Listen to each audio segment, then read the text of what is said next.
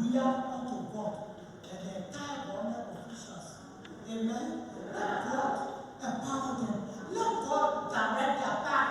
Let God create more opportunities than ever before in this nation. That the people will go forward more than ever before. I need that to pray.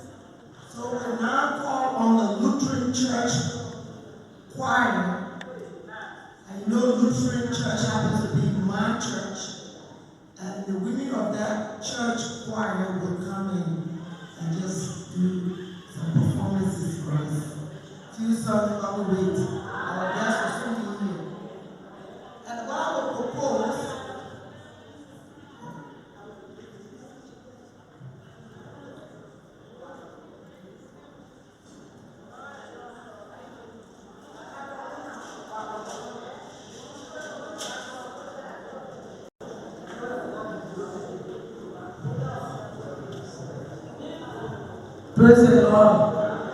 The person will sing 20 times and not even step.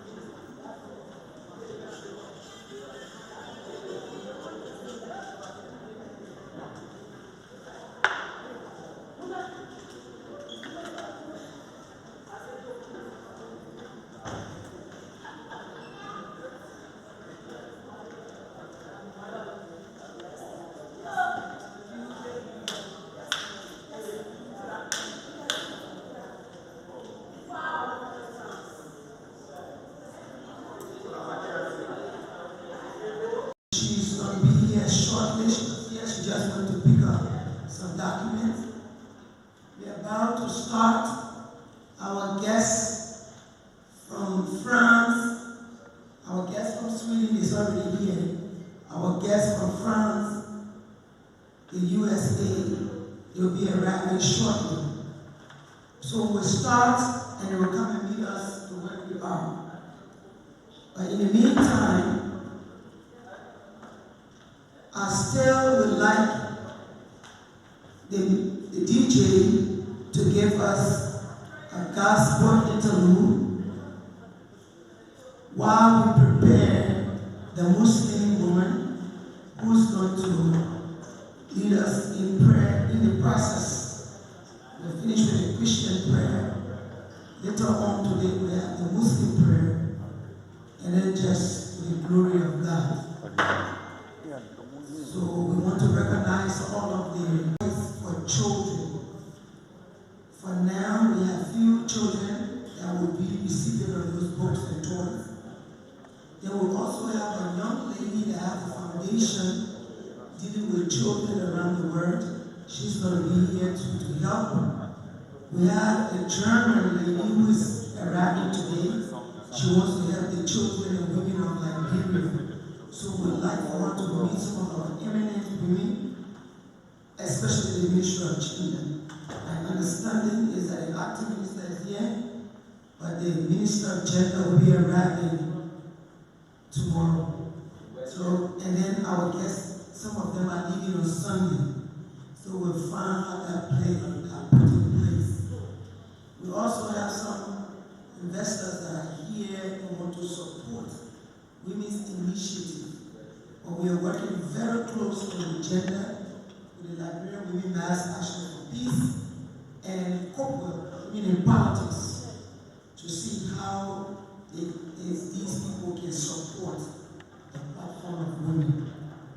We also have some representatives here of the Sheikh, and the Sheikh interest is actually an orphanage home for Muslims.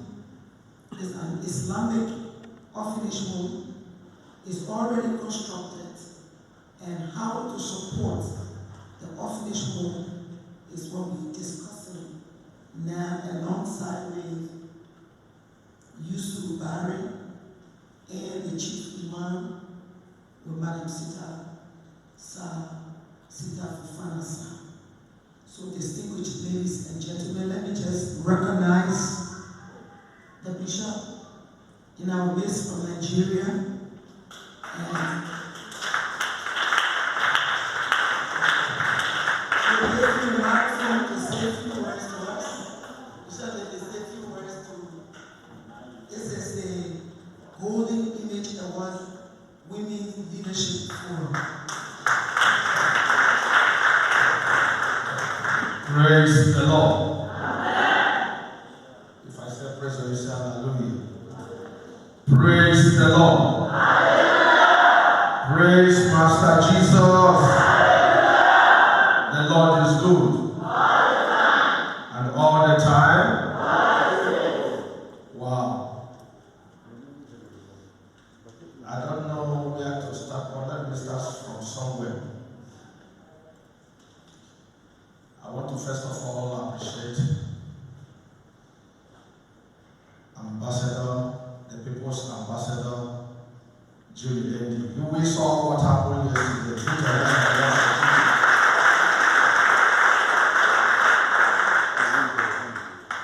Sometimes I used to tell them, if this woman is in Nigeria, only God knows that we will be feeling from.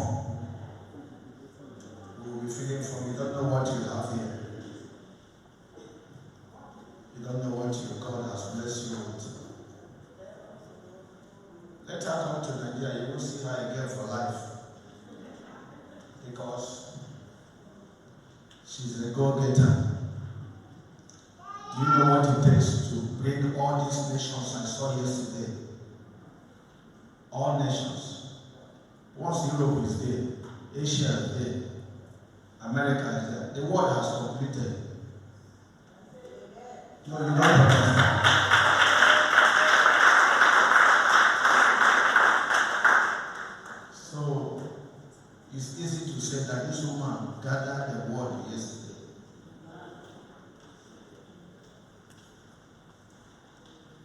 I salute you, man. I salute all the leaders of this forum. God bless you. Yesterday I saw this our sister that is on the laptop now when she received her award. And it's one of the awards that touches my heart.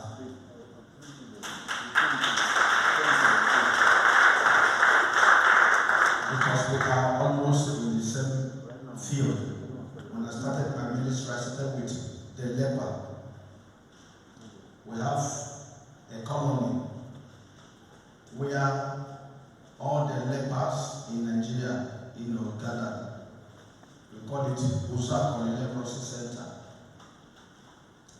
That place, there where you see the German people and all the white gave their life for such people that we have rejected. So when God showed me to travel down there, I saw the white people living there. Most of them died and they buried them there. And we don't even know that those places exist. So when you are dealing with the destitute, the orphanage, the orphan, leper, that's the aspect of life that many bishops will not dare to go in because there is no money there. Your own money will be going in. Like this, our sister, her own weight will be pumping in. Do you know what it means to feed those people? So those leprosy, we don't call them leper, we call them our brother. Because they were rejected. So they keep on giving birth to children. And if you don't separate those children from them suddenly, in no distant time, they will be also will be affected. So we have hundreds of children that in the reminder home. You know what a bag of rice now is. So for such work that God has deposited in our life needs God's divine intervention. And I'm trusting God that God is about to give you a hand. Women, no nation that will survive without the contribution of women. In the beginning, God created the world through woman. And when the world came to an end, it was also through woman. What I mean is that Adam, Eve was the first woman. When God is about to restore the world also, Mary, the mother of Jesus, came into the scene. So the third woman that will come to build a nation is you, is you, is you. Put your hands together for Jesus.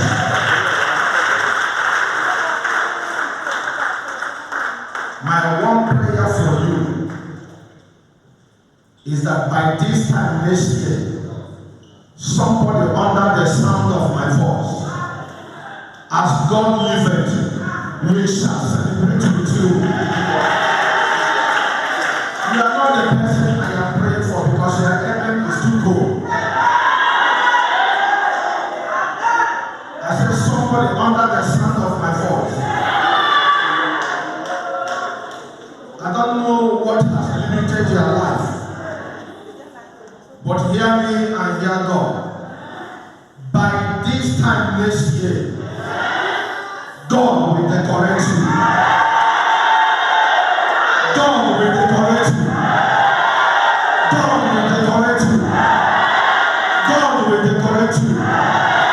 God will decorate you. God will decorate you. In the name of Jesus. Somebody under the sound of my voice. Nobody has ever stand up as a vision for you before. But there is a testimony that God will drop in your life. Men that matters in life will gather for you. You don't understand. Look at that father yesterday, 105. Everybody stood up for him. Even at old age, he's still flourishing. Don't lose hope. There is something that is about to happen in your life.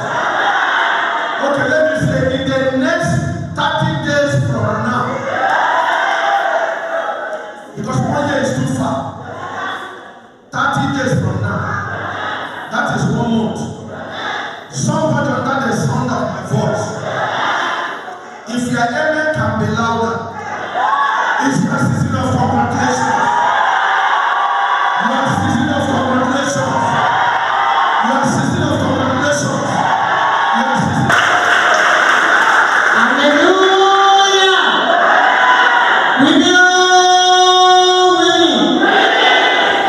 Women don't sit there.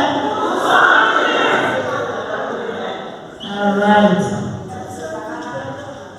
Today is a very special day, and if you have your program sheet, can we go through it, please?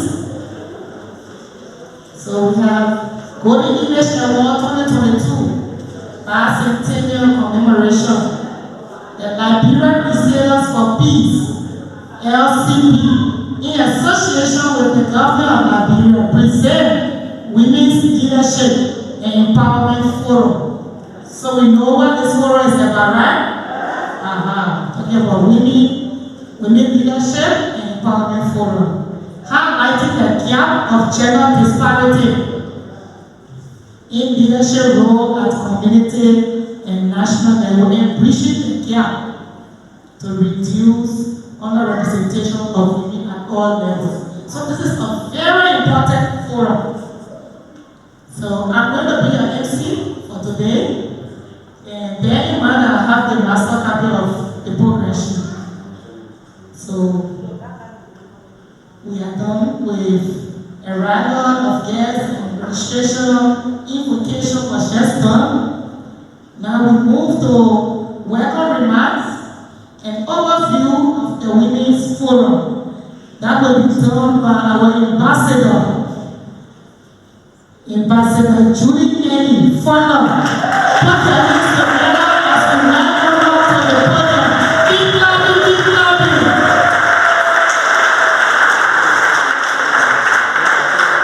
That was for yourself.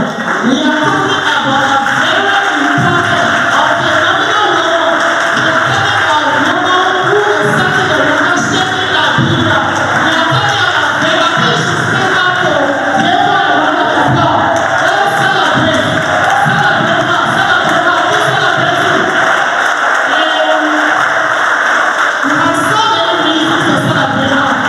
But those of us that have been following her, we have seen the kind of impact that she's going to make in Liberia, especially when we are discussing our cultural heritage and the rest of it. We know what she stands for. So let us celebrate her for letting us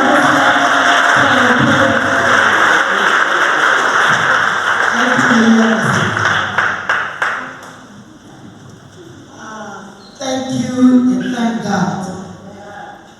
I said in the Golden Village Award this 2022, I will not give a speech.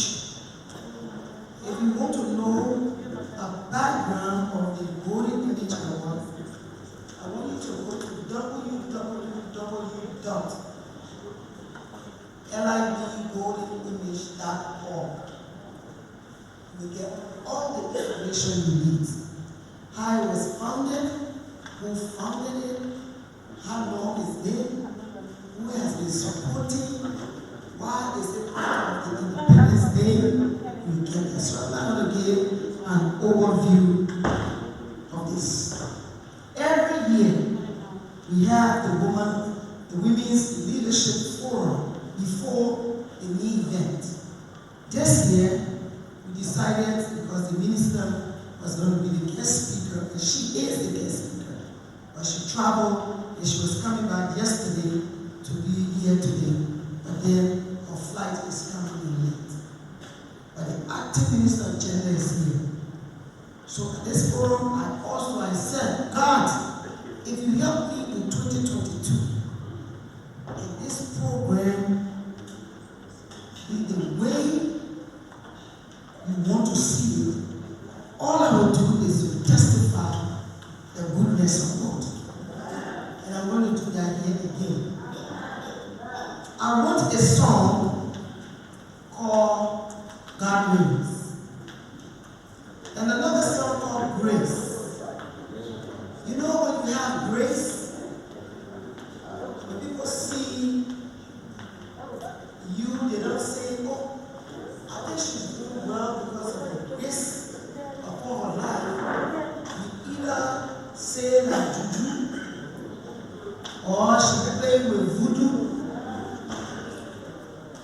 or some kind of spirit with her that is making her be who she is.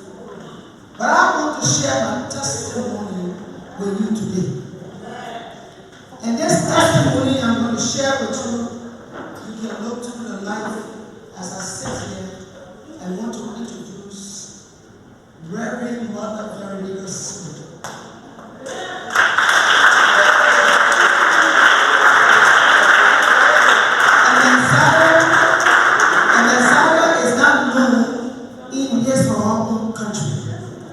But that woman, not pointing my hand out, is a true woman of God.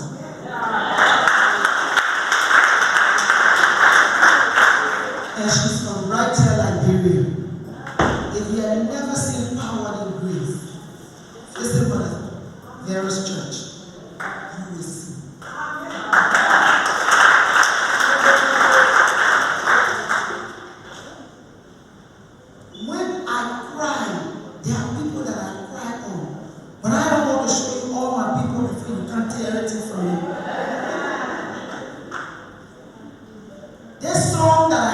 I wrote this song crying. Taking bath, the water is pouring on me, and I'm crying to God because of the lies, the envy, the jealousy. When you are patriotic in Liberia, you are cursed, you are abused, all over the place. And because I come from the traditional background, I don't accept disrespect very easily. So when the lies they were lying on me, the song started to come to me in my testimony.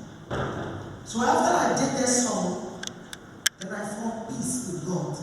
And I did the song, Grace. As I speak to you, this song that I'm going to do first won an award in Hollywood. And I want to introduce the two persons in Hollywood that gave me the award. Ladies and gentlemen, let me introduce first Tina, the singer, who is the founder and CEO of the HONOURABLE.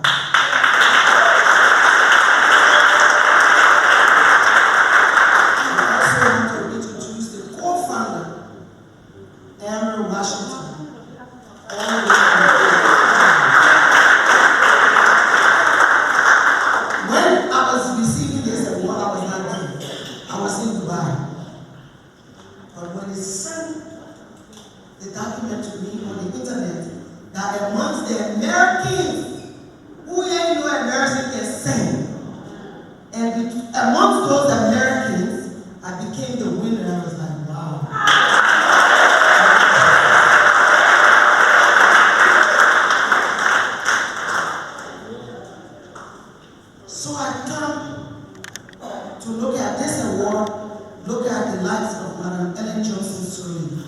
Madam Sirleaf said, if your dream is not bigger than you, then you're not dreaming. Your dream has to be bigger than you.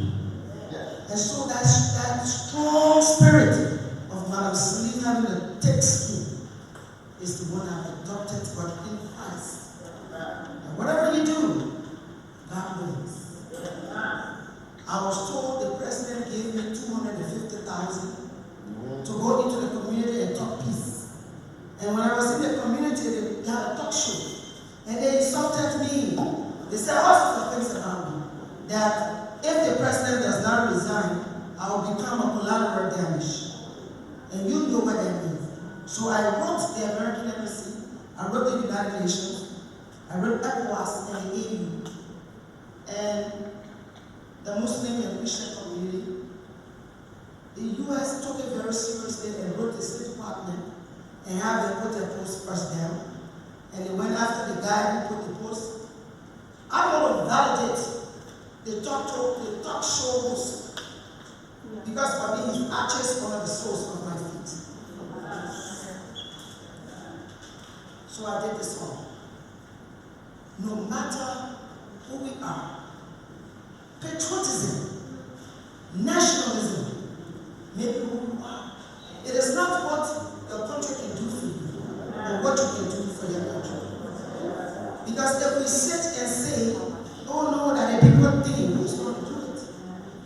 When they say government, we are the government. Government of the people, by the people, for the people. We are the government. So if you don't do it for Liberia, who is going to do it for Liberia? So when you come up and say you want to do that, oh my God, just go on the internet. If you're out of this country, you just think that, and you know, they just put all these lies and hate and envy together. And then you come and say, so that's why last night, I was not trying to be disrespectful, but I was being honest. Like when you go on the Golden English program, you see the UBA Bank, Central Bank, the Agriculture, NPA, all these different people. Yeah, putting the names there is okay, but when the dollar cents, because all these things are very expensive to organize this world. So to just have people being put on program, they need to make it real. And that's why I was real. Are you still with me? So, I'm going to do the first song, God Means. No, let me do Grace first, because you heard God Means last month. I'll do Grace, and then I'll go with God Means. No, I will do God Means, but let me do Grace first. So go with Grace, and then you know the grace that will be upon your life. And you know that's somebody can be in a different country. They don't have the same blood like you, but they are your father. And so I've come to really love the bishop, Maduda Yusinde.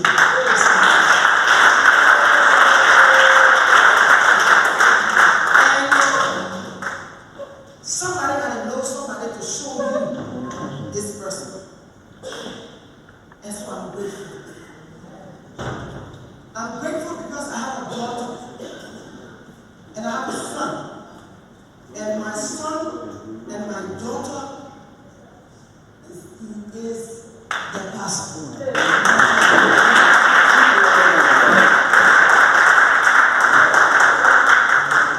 So this song, Grace, I wrote this song in tears, but I'm singing it in joy.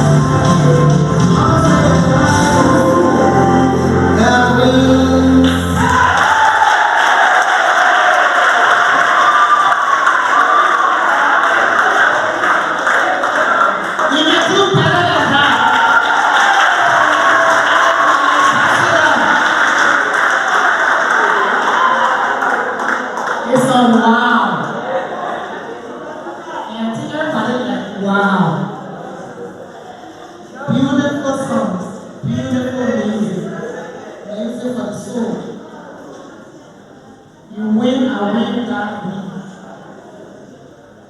thank you so much, Ambassador. May God bless you. May the grace of God continue to abound with you. Thank you.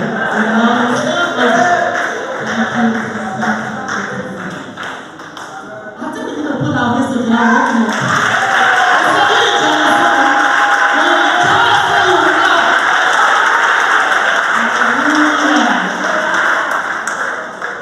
Thank you once more.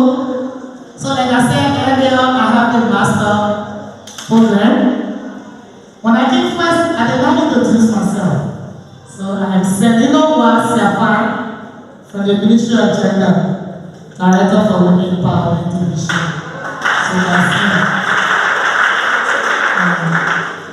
And another thing, I will call all women voices of Liberia now to recognize our platform guests. She can better introduce them than I do. Please put your hands together.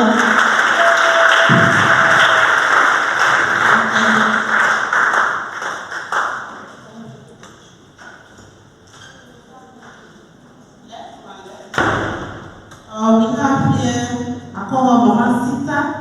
Mama Sita is the coordinator for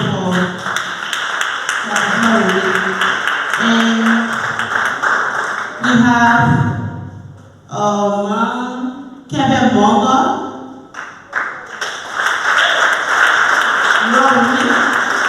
We have his current boiler sunburn.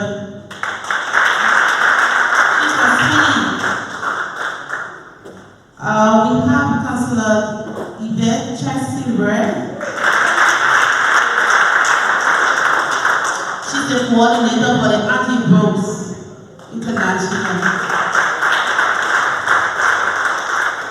And we have our minister there, Madam Howard.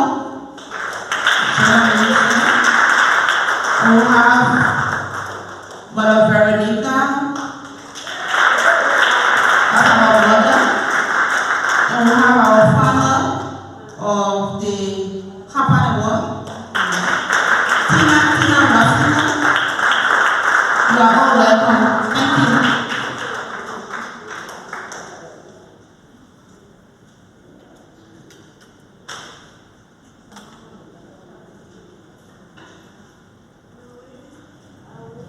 All right, thank you so much, Helen, for the recognition. And we have the wonderful and beautiful women of Liberia. Not ourselves. Celebrate yourself. All right, thank you. So we move to the next item on our program. Presentation of the women's struggle will be done by Ms. Dila Doyu Wiford. Please put your hands together for her. Keep clapping. Keep clapping as she moves the podium. Thank you so much. I'm honored to have this opportunity to be able to speak among these wonderful and talented women. Thank you so much. As my president today, I'm Grandmother Ambassador Julie, special guest, distinguished ladies and gentlemen. I'm Laila Watajir Weaver. I'm 40 years of age, and I'm from the Christian Academy. Well, today I'm going to be doing a speech called Gender Inequality, an obstacle in the progress of girls' education. Please give me all my attention as I proceed. Education is needed for everyone, whether male or female. In fact, education is not, it shouldn't be based on sex or gender. It is a doorway to a whole new era that can equip and nourish the minds of not few, not some, but all those who seek to find that key. And some may want to use that key, but because of gender inequality are not given the rights, the purpose, the chance, and most of all are not given the opportunity to use that key rightfully. That inequality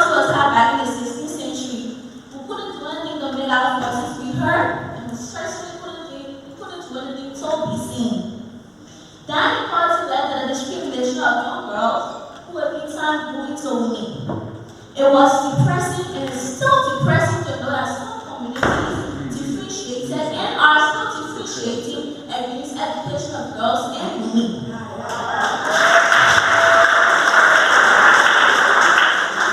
Not knowing that an educated woman has skills, talent, legit information, and above all has the knowledge to know her rights according to the law.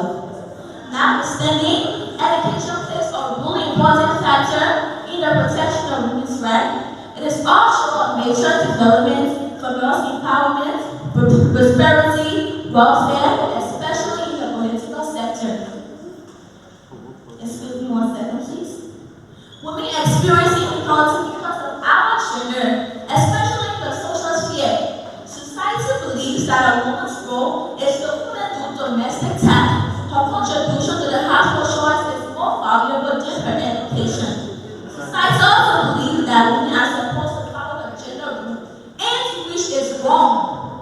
Women were given limits. We weren't expected to cross the line. We couldn't do anything because of our gender. We're not expected to speak up. We're not expected to speak out. We're not expected to raise our hands.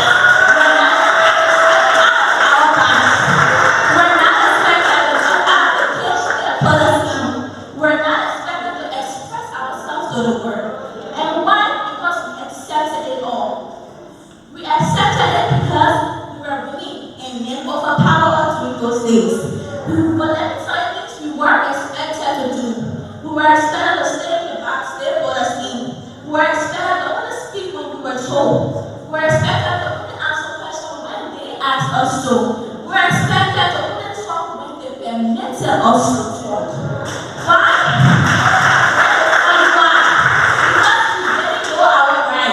We didn't know our value. We didn't know our purpose. And we certainly didn't know our place in society. And among all, we accepted it all. We endured for so long. We accepted the vision for us. We accepted that they were right and we were wrong, especially in the political sector. We accepted it because why? Our gender. We also accepted that we were their second option. We accepted it because we weren't educated. It's not because we didn't want education. It's not because we didn't need it. It was because our hands were tied. It was because of gender inequality. Gender inequality was blinding us slowly, and we didn't see that we were lacking such things as mobility, freedom of marriage, citizenship, full-on combat, certainly custody rights, and above all, in the political sector. You're right.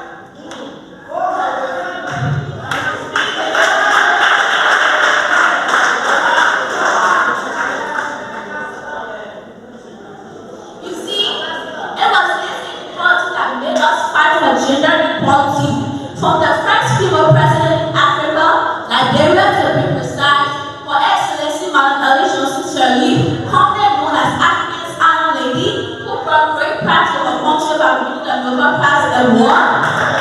To the first female vice president of Liberia, Her Excellency Madame Howard Taylor, who is doing everything she can to improve and promote girls' education in Liberia. To the first lady, Madame WEAH, who is using her power to improve their education to Liberia. To our beloved gender minister, who is using her power right now to prevent discrimination based on gender inequality. Not forgetting my own beautiful grandmother.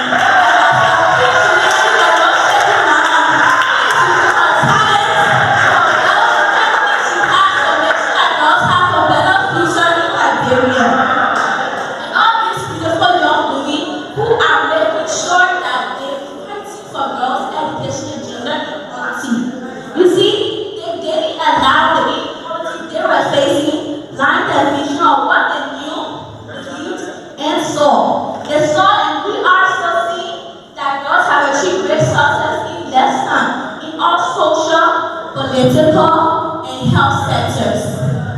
They didn't know that an educated wife would be able to reduce the burden of the husband by sharing a well-paid job. And an educated mother would be able to teach her children about their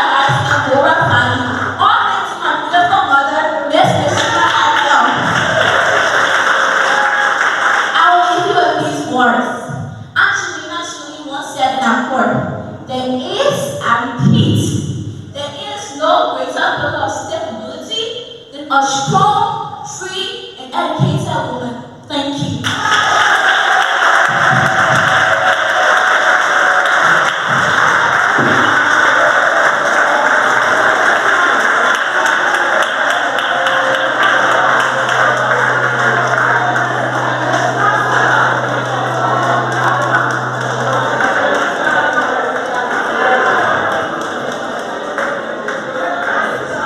Liberia is gifted. Liberia is blessed. Liberia is talented. Liberia is honored. We have great people in Liberia. As you mentioned, the first female president came from Liberia. The first female president of West Africa came from Liberia. The first female vice president, Liberia, right? Liberia is next. And now we have our future leader. She is our future leader. He has some questions. I will say that here. Nobody should tell, nobody will tell you, but you see, that is so wrong.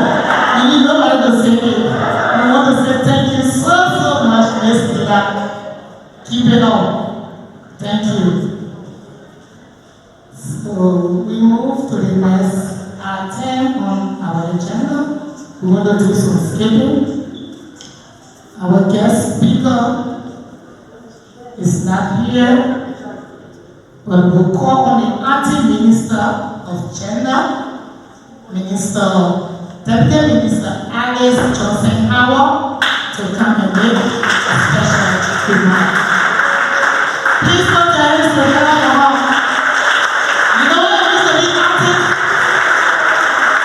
Minister, and very big portfolio. Our platform guests,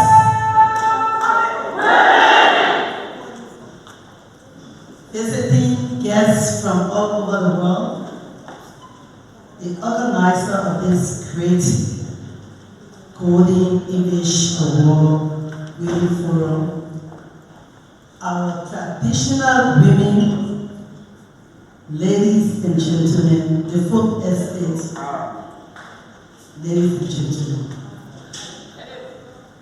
Of course, today, I'm honored to be a part of this great forum that brings together women from all sides to come and commune together and share ideas. I'm so delighted and appreciate the organizer of this forum. It is so mind-touching. I want to say thank you, Madam Judy, and your collaborators for the kind of work that you're doing in Liberia. Today marks an important, before I even go to my little speech, let me say a big thank you to this lady. She has said it all. She said it so strong. And these are the women that we want around the table for our voices to be heard. It's important. Lala, keep it up. Thank you.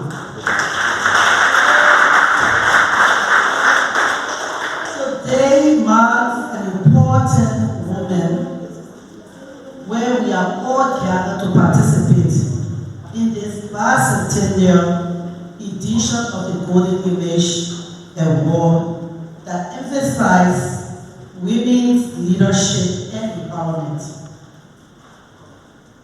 Women and girls' economic empowerment is a means to women's economic equality and economic rights and empowerment, which avoid marginalization, vulnerability, and poverty.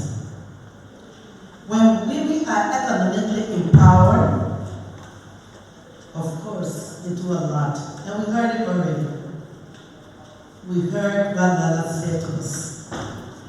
But they are placed in a better position for leadership. And once they are empowered, They can do for themselves anything that a man can do, and even do it better.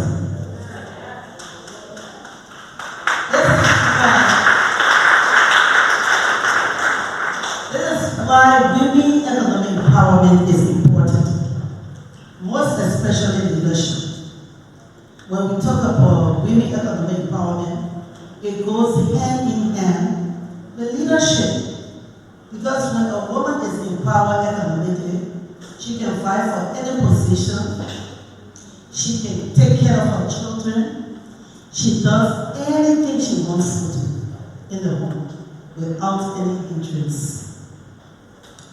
Therefore, to enable women occupy leadership, those structural barriers that our young energetic lady had just spoken about, those structural barriers of discrimination, which include but not limited to the following, must be eliminated.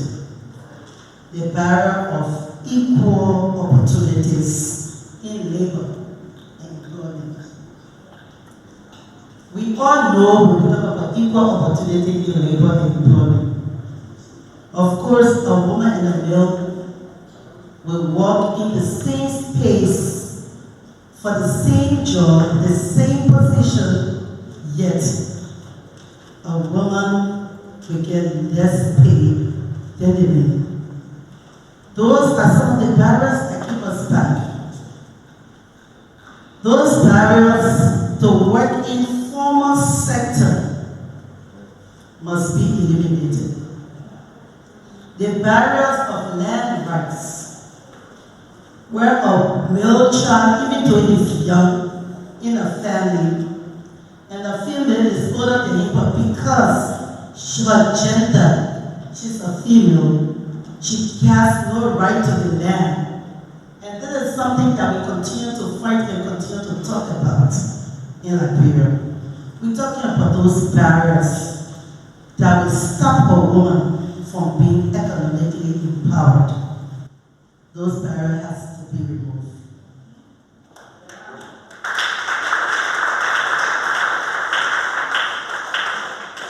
The barrier of gender-based violence, which is a menace that this society faces. When we look at the gender statistics, a whole year, when we look at the statistics, if it has 1,000 or 2,000 cases, you will find only 5 or 6 of those cases that men were sodomized. But out of the 2,000 cases, 1,950 cases will be women that were raped, women that were battered, women that were denied financial resources for children that you and I decided to have. Those barriers must be erased, must be eliminated. If you check around us, and we just check the numbers, and we ask how many women are just single mothers in this room, we will have 90% who will be single mothers.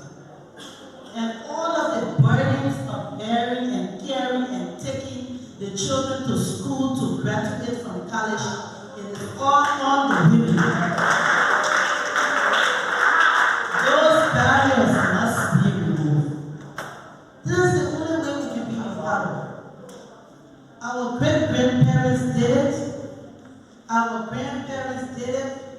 Generations that came before us did it. And it is still happening.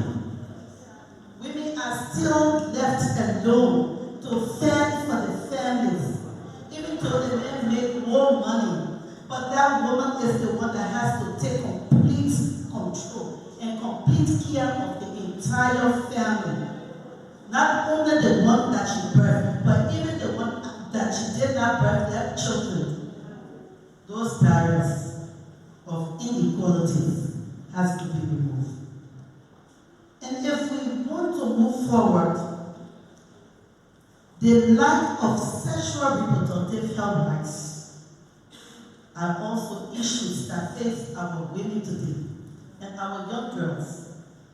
We go into public spaces, we'll see free condoms in those bathrooms. However, have you seen the female condoms there, placed there? No. But they are all male. So our society is so patriarchal. We continue to just think that the world that we live in is just a male world. Until we can put on the gender lens and see and realize that even in the bathroom that we have only condom that for male, we can even place a female condom or even place a senatorial pad in that same bathroom. Those are the barriers we are talking about. The barriers of inequality. That you and I, we are not equal just only because of our gender. We need to start working around it. We need to move forward. The barriers of financial income, because women are the ones that spend a lot within their homes, even though her income is smaller, not as much as the male. So she spends but she's a good saver. Though she spends, but she knows for the rainy day, she has something set aside so that when the child gets sick, she will get to that rainy day saving. But the male don't have time. And yet, our society is not looking at it. Even though we have all of the laws, all of the treaties that are signed by the Republic of Liberia along with other countries, Liberia is not alone in this particular thing. The thing we speak here today is all over the world. The barriers of inequality that women face, it is just all over the world. But we are talking about Liberia because we are situated in Liberia. And that is why we want to say, let us all wear our gender lens. Let us open our eyes. Let us have the space free and clear for women so that women can move forward. Because even if you and I were going into politics, of course, we don't have the finances. Why we don't have the finances? Because we have to take care of the children. That is why our finances are not enough. But the man will be in the home. He doesn't have to take care of his children when he wants to go into elections. He will tell the wife, you know I have to go to this district to talk to the people. But if a woman wants to, I am not behind you with that stuff that you are on. So you see it? So we are always pushed back. We continue to be pushed back just because of family. And this is all because of gender inequality. So we need to have our gender lens on. We need to move forward. For us to be able to handle these gender inequalities or discriminations, we also have to be careful about our harmful practices that are better against our women as well. And in as much as we have all of these barriers, we are also to keep the women from achieving their full potential. We need to have all these barriers replaced by good practices that will make our women move forward. Women have played and continue to play pivotal roles in crisis. In crisis, like we have the COVID, and even beyond the COVID, in our country when we had Ebola. Or let's just go back to our war days. How many of the male could get outside? They would never. But the woman would be brave. She would get out, she would go and fetch for food and bring it and make sure that her family gets food to eat. Moreover, during crises like COVID and even Ebola, only the women are the caregiver. They are the ones that will make sure that the family are being safe and keep healthy. They have done it, they have continued to do it. And these women must be given hands up. These women, they are courageous women that continue to work and must have the space, if they can do it in time of crisis and health, the same strength that they have for crisis and health, they can take it upward to leadership. The only thing we need is to have that space available. That is why in Liberia we are saying we want the 30% quota to be given to women when it comes to women in leadership, especially for the political parties. Because all of our political parties in Liberia, they are all male dominated, from the head straight to the bottom. The spaces we have there is the Women League. And most often you hardly get the Women League to sit around the table to make decisions. To make it worse, when they are doing their meetings, they have a midnight hours when a woman cannot leave her husband there or home to go at 2 in the morning to have a political meeting. So you see, they are so crafty. So we now are fighting. Today, that bill has been removed from the lower house and is in the upper house, and we wish that bill can be passed before we can get to next year.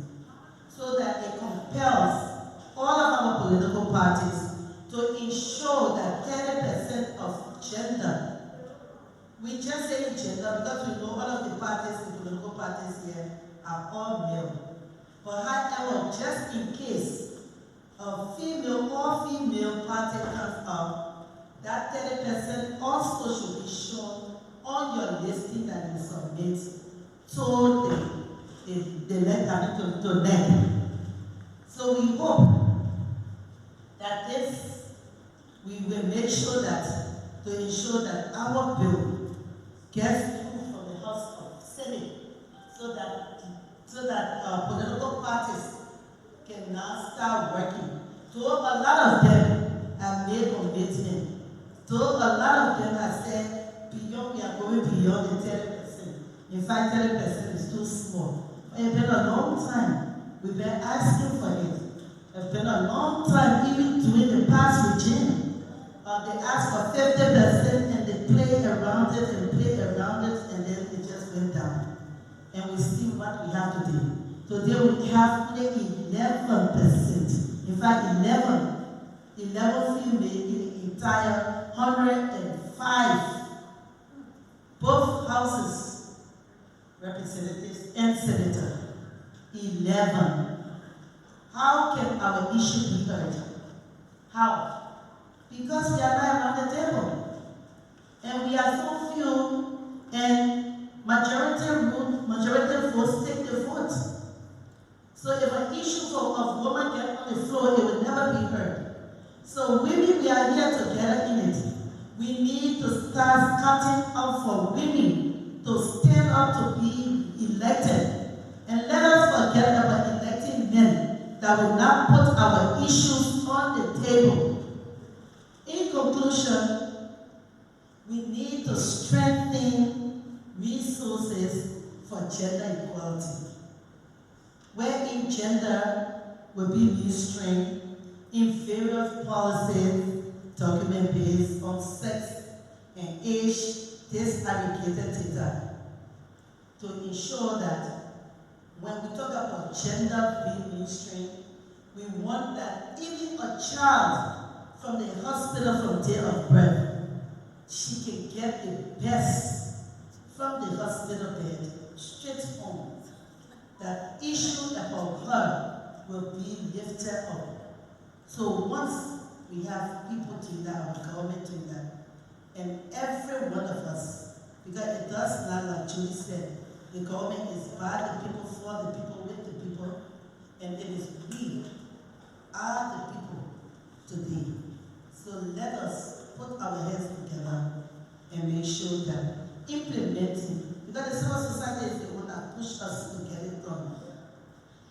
not in the rude way, but in a very respectful manner, you can get it done. So we want to say another big thank you to the organizer for allowing us to take this space to say these words. I know the minister will come up and say a lot, but she's not going. Thank you so much.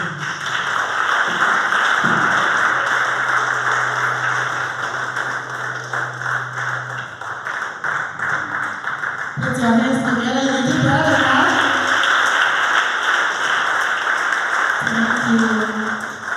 Thank you so much, Mr. Howell, for those beautiful words of motivation. And we are actually encouraged that I think we have the urge to do more, to stand tall as women, to make sure we clean our spaces, those spaces that we need. Let us get there. Political participation, she talked about it, and as you all are aware, 2023 is right here. We need to have more women in the house. To not look down on yourself, you can do it. If other women can be lawmakers, you can be.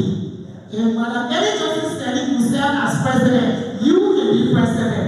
If Madam Joanna can be vice president, you can be vice president. We have so many great women in Liberia. Let us start looking at them and see how best we can stay strong together. Together, we can bridge the gap. Thank you so much. Thank you, Mr.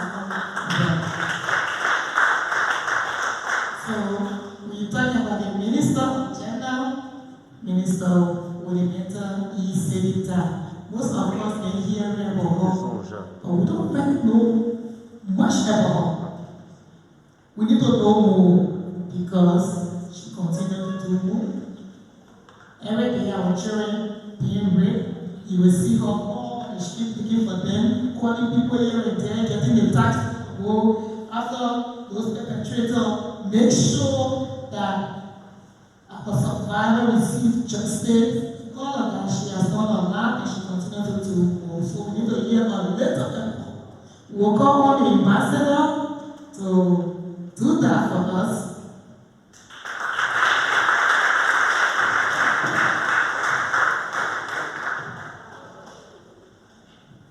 Thank you very much.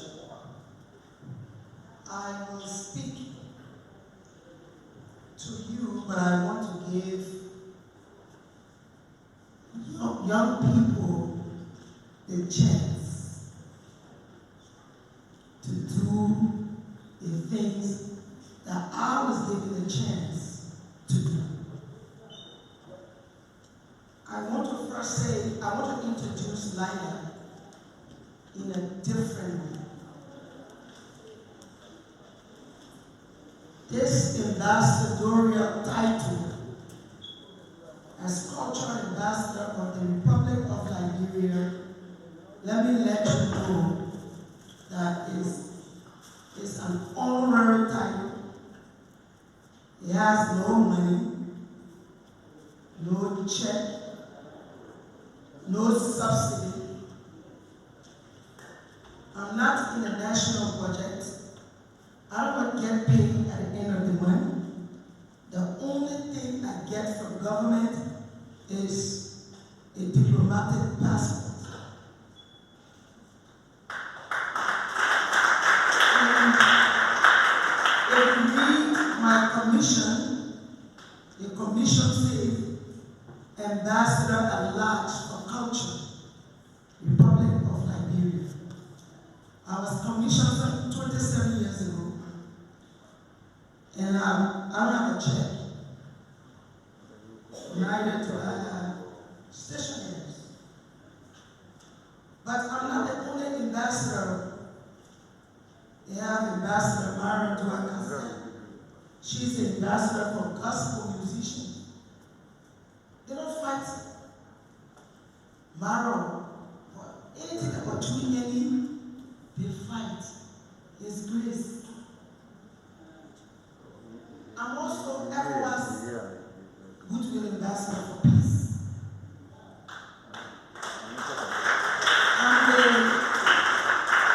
I will just name the global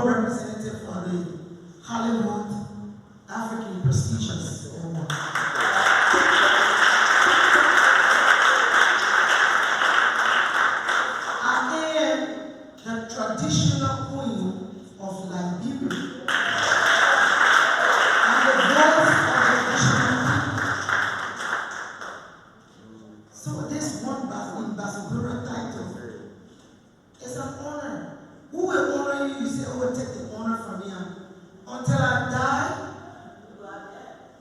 these fly-by-nights with no mass communication skills, they get on radio, they just talk. Your country gave you an honor, they say, no, I want it. God spared my life here for 105 as Mr. Fofana. I will continue to be the ambassador.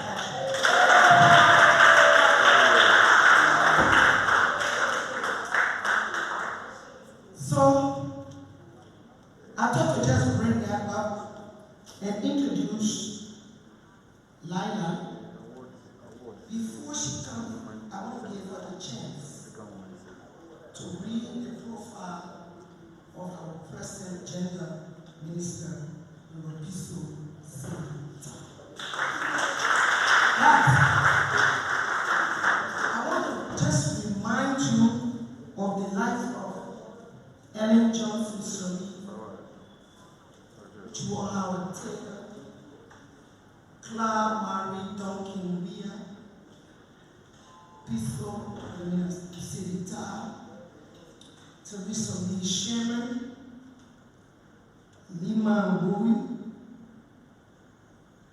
Nora Finabono, Lila Weaver, Fasia Harris, Massa Washington, Tonia Talaruaz, Asatu Bagtone, Madam Alice Desa, Helena Sami from Women Voices, Courage from Sweden, Rosalind Toy, the late head of the Liberian Women's Action for Peace, Bernice Springer, May Ure, Ophelia Hossetoma, Mama Sita Fofana Sa, Mama Musu Thompson, Mama Kwako, sitting right by you, Kevin, Monga, Rodney, Mama Kwako Howard, all these great women are women that we need to emulate.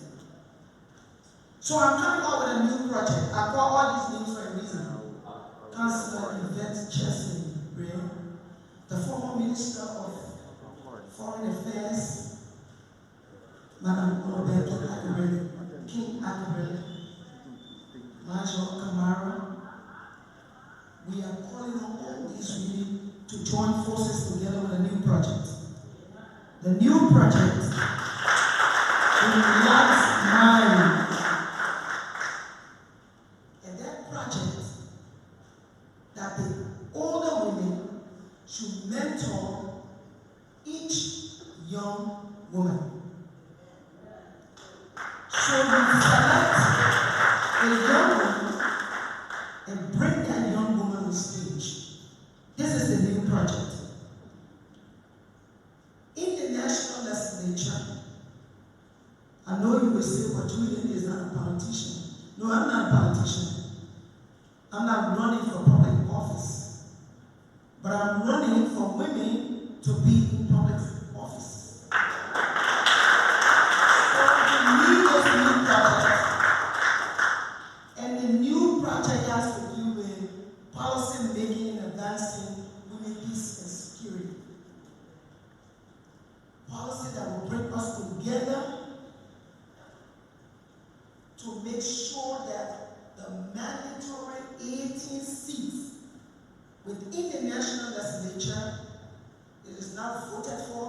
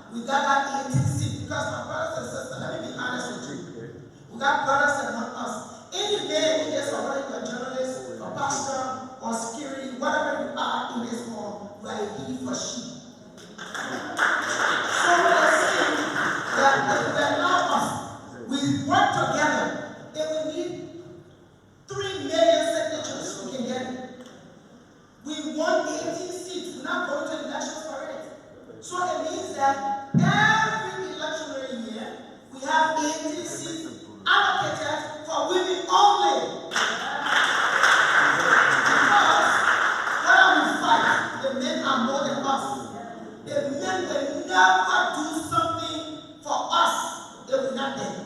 So if we have that 18, then we fight and we put another group of women there. That 18 will be a consistent support base for the women of Liberia. So if you are on board, we leave it from here with a resolution. We will leave from here. I don't care who the women are. What I care about, we must have 18 seats in the national legislature allocated, not to elections. So if you want to be a part of that project, have a thick skin. Because I'm sure you're reading them right now on the internet, tossing me like crazy.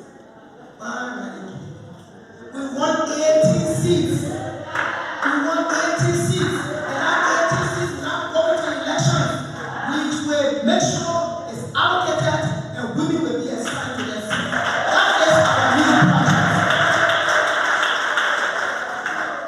That is the new project. The women voices, I want this to go wow. And if the men, you say you are he for she, you now on board with us, we are in the community, we come for elections. We need to take the ball by the hook, we need to move forward now. We need to start now. Elections is 2023. We want 18 seats. I don't care who goes to the 18 seats. As long as you're a woman of Liberia, fine with me. But not just any kind of woman. We won't go, you go, you are sitting and not because we say we are women. We just for any kind of women. We want to put women in the house that will represent the interests of women in the Republic of Liberia.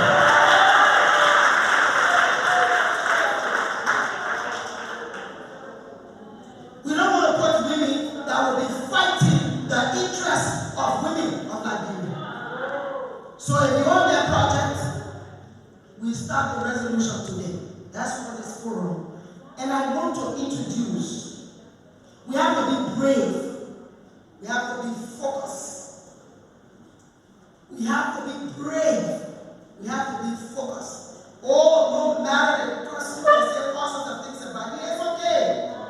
Just know what you want. You are determined to get there. You are determined, you are dedicated, you are devoted, committed, you have common sense, to credibility. Let's move forward. So all that thing on the internet, whatever they want to say, so let them say. But I know we want 18 seats. And we can work. Some of us work in the night. We will be lobbying for people in the night. We want them 18 seats allocated to the women of Liberia. We are natural peace builders. We are people that when we say yes and yes, you know that when we stood against the war in Liberia, we want peace, no more war. We want peace, oh, no more war. Remember that? Yes. And today we have peace. We can't be talking UN Resolution 1325 with lip service. UN Resolution 1325 comes with 4 P's. Prevention, promotion, protection, and participation. So we must be given the opportunity to participate in the political space. And so we are asking for 18 seats, mandatory, allotted to the women of Liberia for elections. If you want vote, let me hear you say yeah. Let me hear you say yeah. That's correct. We are educated, we are sound, we can make it. So let me introduce Lila. If you all can remember the story about a visually impaired kid, Simon Weaver, who is known as Small Flavor. I met Simon Weaver at a school, a blind school for the blind. And it's a Christian school of the blind. And this little kid said, he said he can't see. I didn't believe it at first. He said, oh, hey, Julian,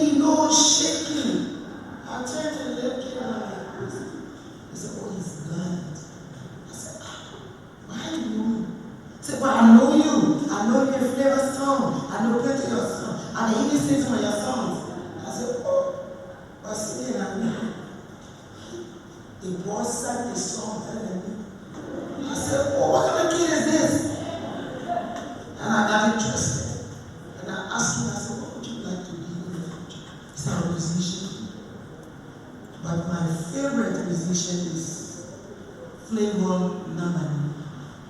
And I really want to meet Flavor.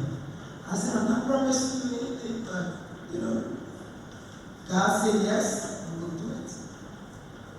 So, fortunately, God being God, Flavor came to Liberia. And let's see. And from that day, Flavor became Seema's father.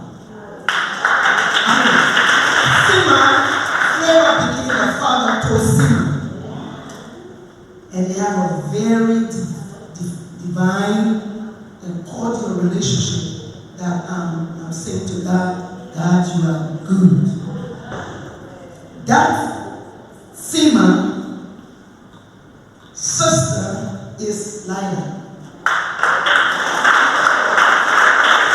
So I see this little girl, and she said, Grandma Julie, I can read.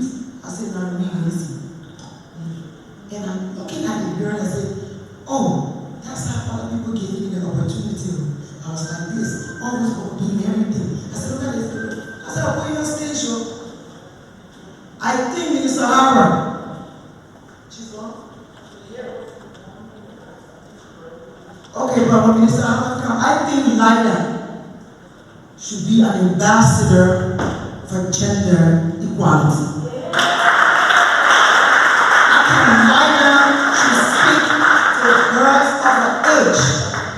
To see the beauty and wonders of being a woman and knowing yourself, so she can take the message to her peer. So we do peer to peer. So I'm asking the Minister of Gender to do this appointment like ASAP. And then what I would like for Lila to do when the Minister comes back is for Lila to come here and read the profile of the gender minister. She will be alive. We need to give the space for the young girls to know that they can do it. They can make it. Because some way down the line, we might not have that opportunity like they have now, but at least somebody gave us the chance before. So let's give the young girls a chance. You need to listen to this little girl. I'm telling you. Let her read their profile. You heard the kind of displays put it.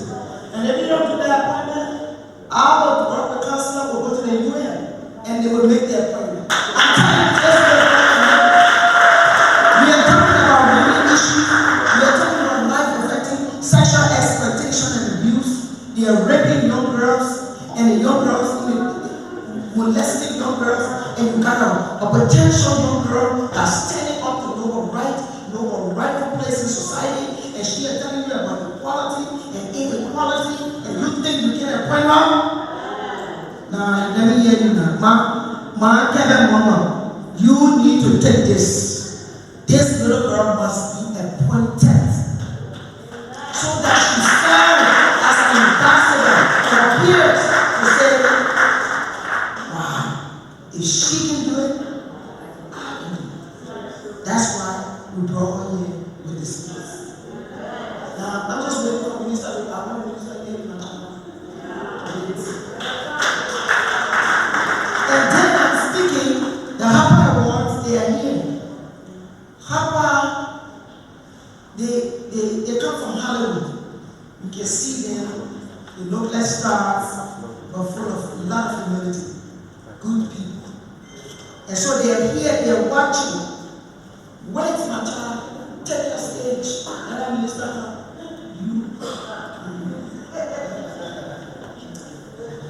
This topic will also be emphasized by one of my colleagues. She will come and say something. But in the meantime, we're waiting for the girl to read the profile. I want to bring the artists on board. I want to show them how we do it in Liberia when we are serving God the traditional way.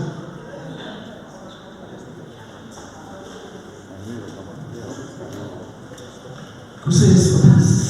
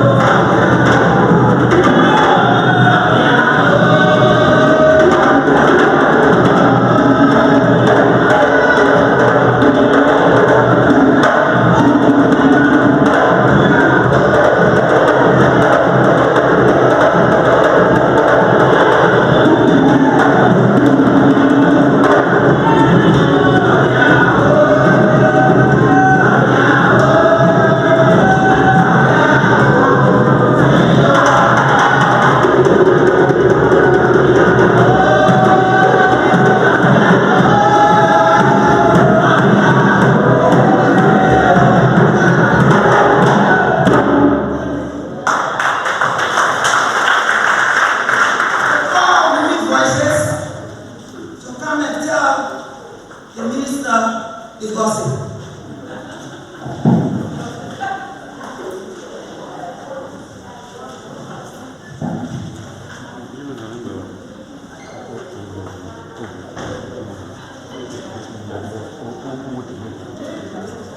You're right.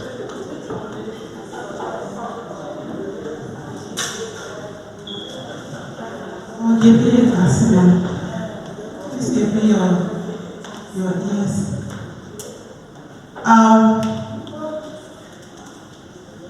Due to the performance of Little Lala, I think you were here when she read that statement, and that was amazing.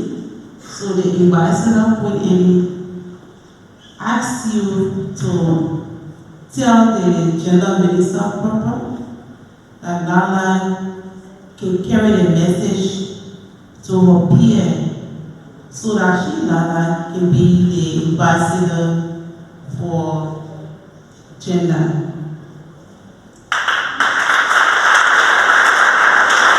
That's an appeal, and she wants it at ASC. That is the gist.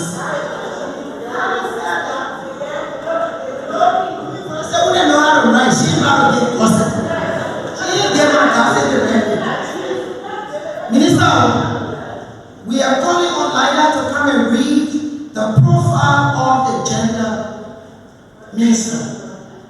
After that, the gossip is she needs to be an ambassador for gender equality so she can speak out. And at the time, you know, we have the Harvard was the founder and CEO here. We got scared. She's going to introduce herself and tell you what she. It's good for Lila to take the stage, man. This agenda is all about. Little girl, Lila, come and read the profile. Distinguished ladies and gentlemen, put your hands together for Lila.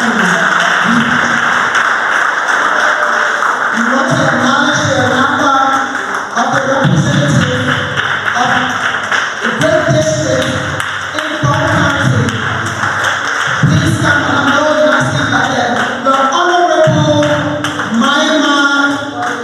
Please Menza, hard-working woman from Bone County. Never a brother from County, don't make a mistake and say anything in the Southern Texas area these days of what you do. Ladies and gentlemen, we now want to say welcome. She was here earlier, let me make it clear now. She was here earlier and then she's coming back. She's from the National Legislature and she's Representative Maima Breeze Menza. All the gossip that I will give it to you, sister. Liar.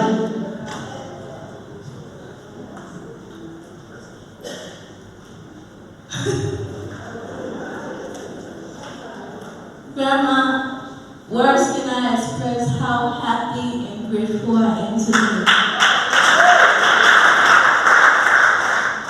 You know, when I was sitting on my seat and then you asked the acting gender minister, you actually made me emotional. I actually feel the urge of crying right now, but I'm going home and kiss the big girls from crying.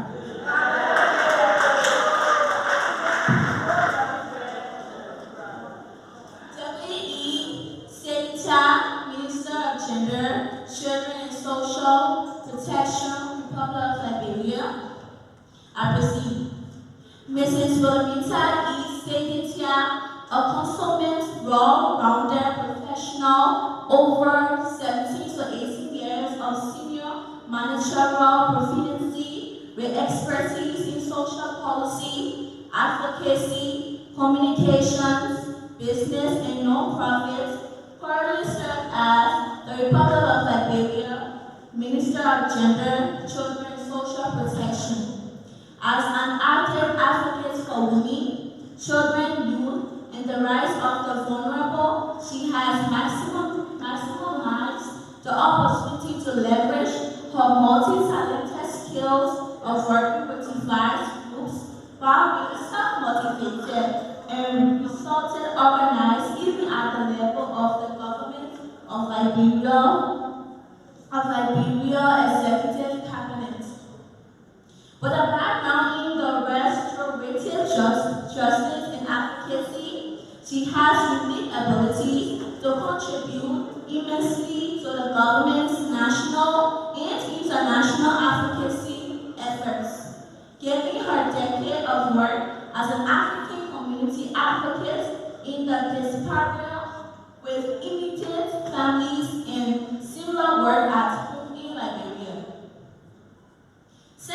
appointment in January 2018 by His Excellency Dr. George Monrovia, President of the Republic of Liberia, to serve as Minister. She continues to work wholeheartedly in doing and ensuring that work, implementation, staff, and organizational growth and sustainability of impacting high performance, particularly in the fast-paced pro-governance. Policy environment can be achieved and sustained. Key among her many achievements and accolades, she provided leadership for the successful mainstream of gender in the country's development plan, the proper agenda for prosperity and development (PAPD), which was organized for one of the world's most gender-friendly development plans. As an achiever, she solidified the support of the President of the Republic of Liberia and the Cabinet in ending sexual and gender-based violence (SGBV), as she successfully organized a national conference on SGBV, bringing together all gender attitudes to which the government of Liberia and partners anti-SGBV roadmap was developed and endured and now being implemented. She has also been instrumental for Liberia to pass a gender in the economy indicator of the MANNEH Challenge Cooperation Compact from the 50th percentile last year to the 81st percentile this year, to the passage of the domestic violence law and impactful achievements of other gender-related activities and engagements. Her international and professional work to fight SGBV has ultimately been noticed by legal and international partners like those in doing hard to clinch the United States government's number winning of Corporation 22 award to the U.S. Embassy advocated near Monrovia. She remains firm in the purposefully and positively changing the dynamics of social protection via cash transfer and accompanying measures to have a substantive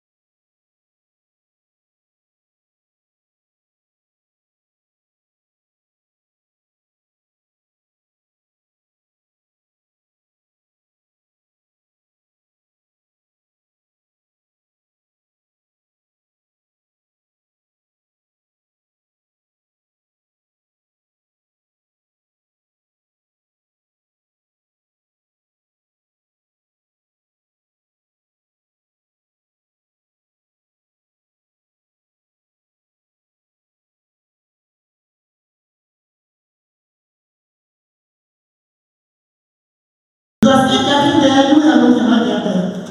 Right? Together we will get there. So, now to take up much of your time, we move to the next item on our program. We listen to the profile of the gender minister, and she has done a lot, and she's doing more, especially with the anti-LGBT roadmap. Right now, as we speak, we have our pickup. The moment you call the hand 1116, before you know it, the team will be right there. So that is one of our major successes that she accomplished so far. She has done a lot. That is the biggest. For me, it is the biggest. Because every day we listen to our children are raped, women are raped, domestic violence all over the place. But at least we have a robust team in place to pick it up. So we call on, for special remarks, Tina Wisner, CEO, Harper Awards, Hollywood, USA. Tina, please come up. Please go to the as we welcome Tina to the program.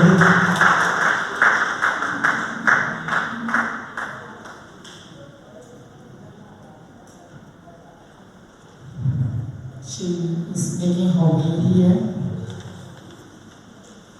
Okay. Hello, greetings. This thing just keeps resonating with me. As Ms. Lala said, we are not expected as women.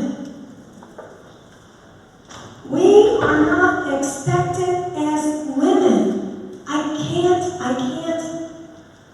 can't even grapple with that. I can't. I have to speak to you, Ms. Lala. We cannot, as women, we're not expected. That's what you said. We are not expected as women. Let me tell you this. I can tell you unequivocally, without a doubt, without merit, that is a myth. We can do anything. Look at all these women on the stage. This is representation that whatever you dream to be, just pick a profession. We all here. So that means that we are expected. They just catching up with us. Okay, so I want to say also that I see you, I see me, I see you and me. And I want you to know what happened to me. I dared to dream outside my bedroom window. And that's why we're here today.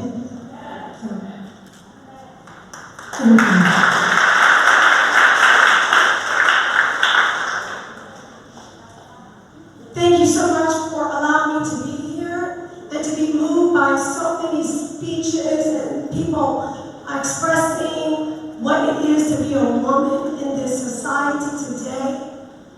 I wear that hat. I am a woman. And I want all the respect that goes with that. And I respect women in whatever profession they are, because we have come a long way, and we are still coming and working our way up. Yes, there is still a gap between women and men in all areas. You know, we just gotta admit that, and pay and everything, yes. And being here in Liberia is, you guys are having the same thing that we go through in the U.S. So, you know, Liberia, as I said, we are sister countries. Of course we are. Everything except for you guys always have a black president. And so that's good. We caught up and then we fell off the wayside. But we'll just let that be. Anyways, I'm here to just speak about me as a woman and the profession that I'm in.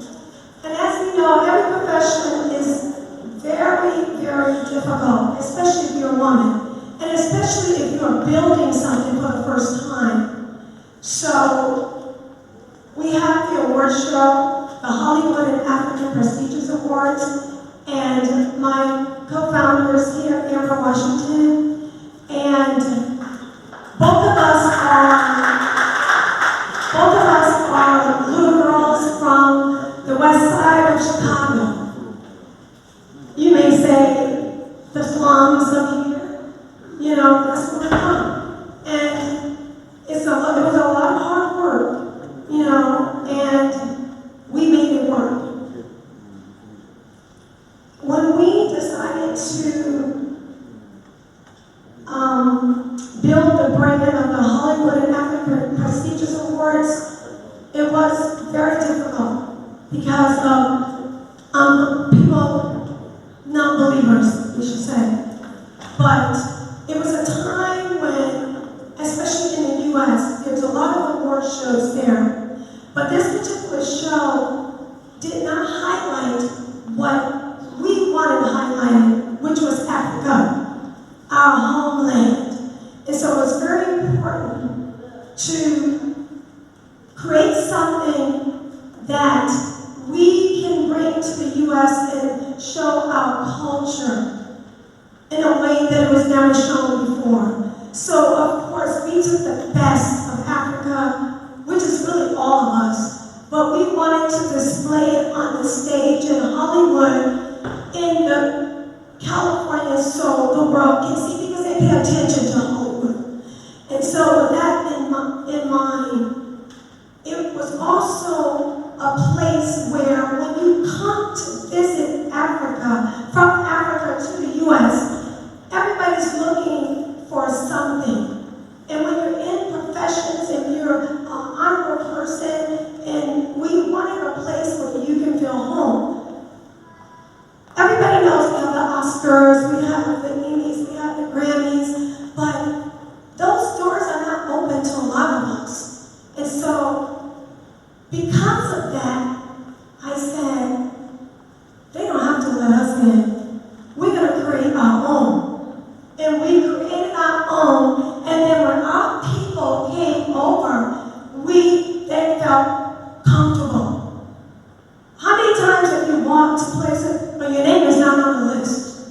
Oh, you have to stand in line, and then the door is closed. But when you come to us, and you are African descent, the door is always open. Your name is always on the list. I don't care what country you're from, Senegal, my home here, Liberia, Nigeria, Ghana. Your name is always on the list. And so I just wanted to just say that because there's so many dreams I find from Africans on the continent that want to go to the U.S. so bad, want to live there. And my brother always said, I don't know why they want to come here. I want to stay in Africa. Amber says it all the time. I want to stay in Africa. What is it? And I said, to just be with their brothers and sisters that didn't miss the boat. They just wanted to come and be with us. But just to sum it up, I don't want to take much time. It is very difficult to start a business and as a woman. And like I said, there's 2 women that started this, and it's very rewarding at the end. So to let you know that all the young entrepreneurs here, or even if you're not young, because there's always time for your dream to prosper. But to the little one there, yes, it's possible. So just stay focused, stay committed to yourself. Do not ever compromise your position as a woman, because you will always be respected in the end and taken seriously, like it happened for us. Thank you.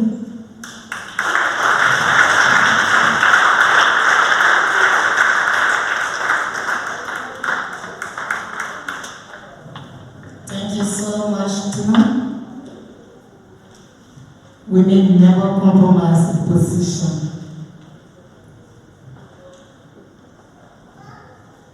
I want to say thank you. You can do better than others. Clap for me.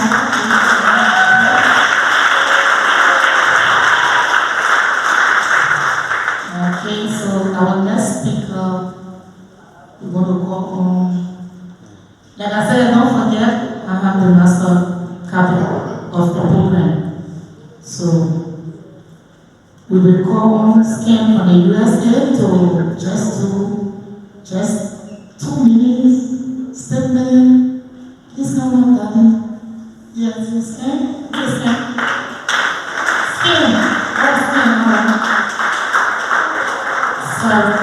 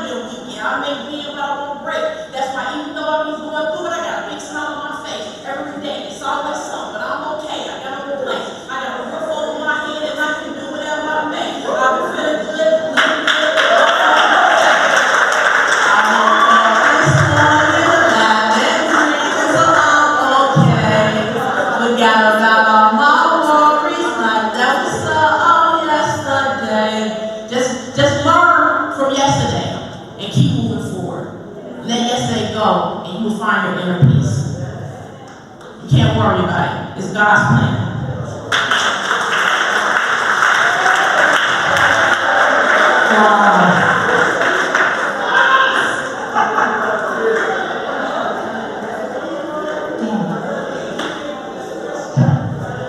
That was so powerful, so amazing.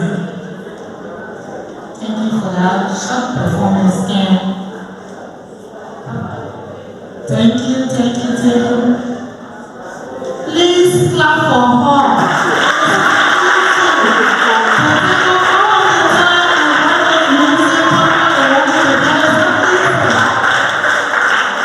Thank you so much, my friends.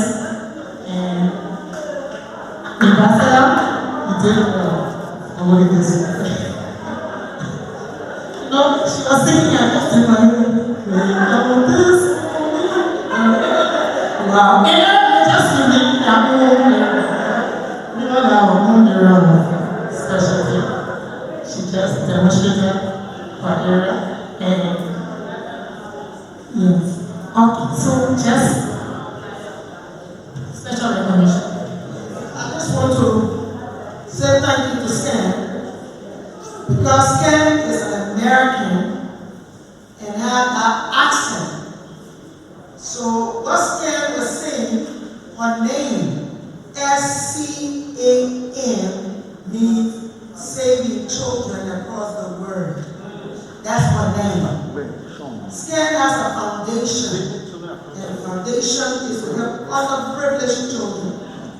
Scan is a musician, an artist, and the girl can rap until your whole head go like, You just become like a zombie. You know, Scan and myself had a project. And so, Scan is rapping. And then you tell me that just like this. But what I like about Scan is the humility to it. Soft. But this girl is powerful. Scan's husband is a pilot.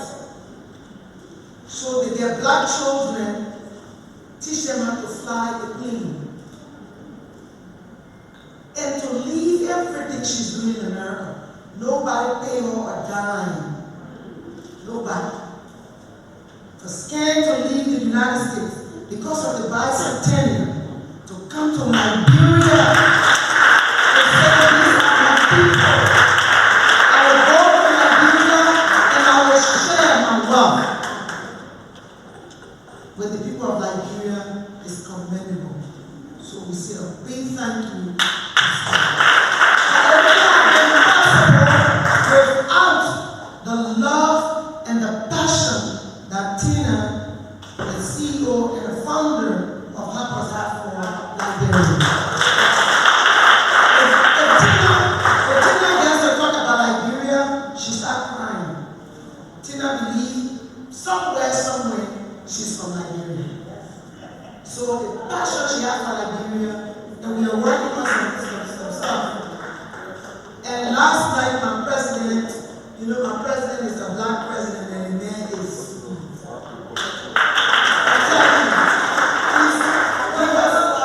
He was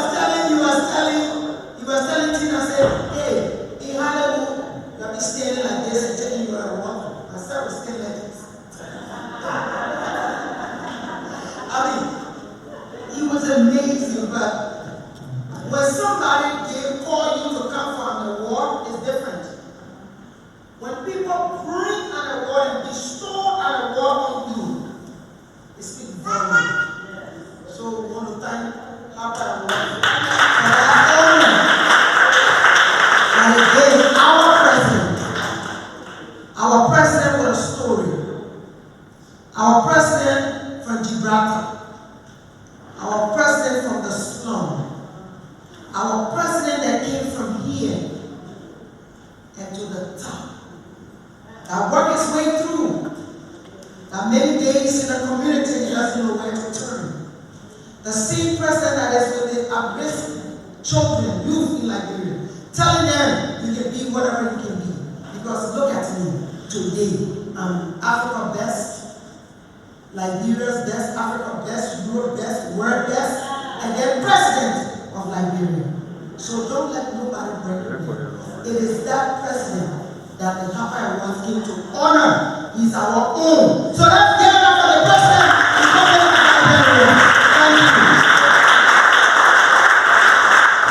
I would like to recognize all the way from Paris, from our mission in Paris, the Liberian embassy in Paris. She's here with us, and you know, this lady walking, her husband, mother, was the music teacher at the University of Liberia. She taught music at the University of Liberia. She was a no-nonsense person. If you don't know it, keep quiet. If you know it, you move on. And today she's here. She's at our mission. We'd like to give her the platform to say just a minute and then continue the program. Ladies and gentlemen, put your hands together for anti-performance from Paris.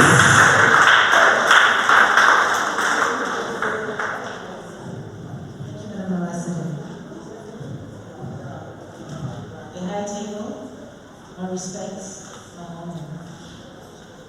To our mothers, our sisters, our friends, our dependables, women or women. Women or women. You know, I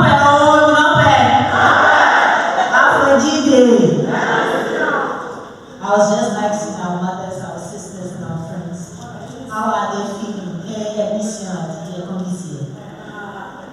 For the reality of it, I want to honor the dynamic ambassador, my friend, my partner in crime in Paris, Ambassador Julie Andy. May we give her a big hand?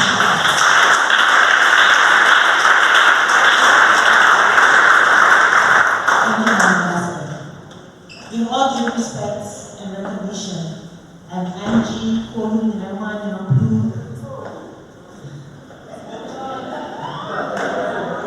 Nreju Lavella Von Barnes. My father is Mr. Lava, my husband is Mr. Von Barnes. May he so rest in peace, he's passed. Our Liberian ambassador, previously to Accra and then to London, UK, to the Vatican, the Pope, and then to the Order of Malta. I lost him in 2015, but I'm still standing as a woman. To God be the glory. Amongst us today, I want to give special recognition to my mother who's joined me, Mrs. Julia Tobalaba.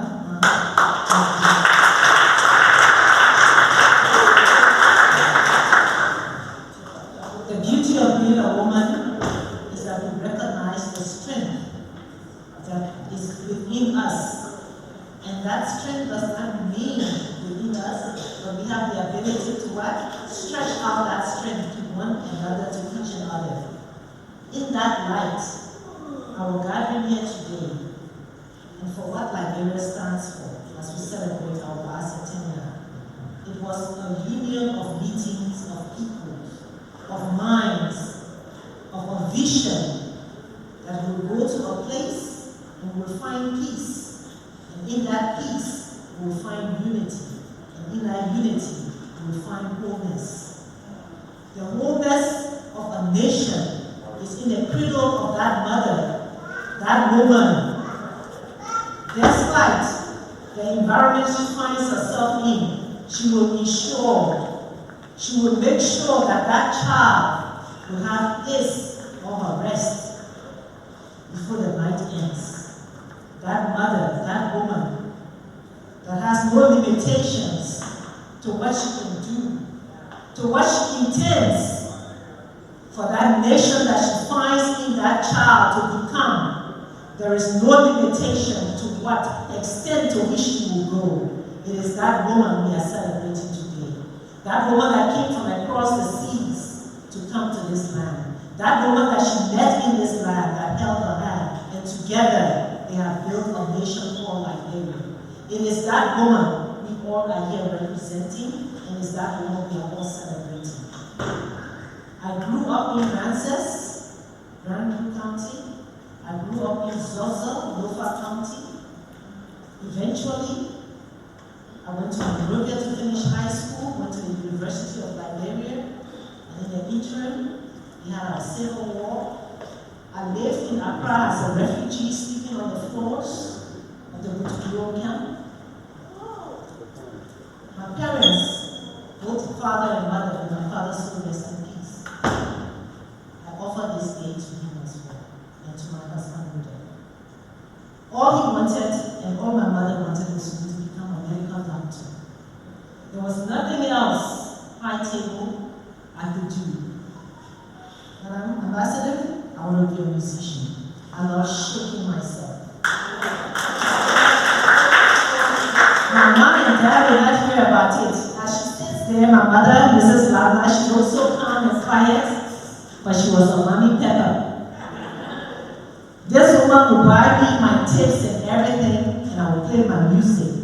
If I came home with a 99 and not 100, my tips, my copybook, my music, everything was taken away from me. And it was stressed to me that I needed to become a medical doctor. But I tell you, God's plans are not what? Man's plans. God's plans are not man's plans. Mothers and their fathers amongst us here as well. The children, we give birth to them, but it's only God that determines what they will become. It is only God that will determine. So what I want to propose to us today is saying, pray for our children. Pray for our children.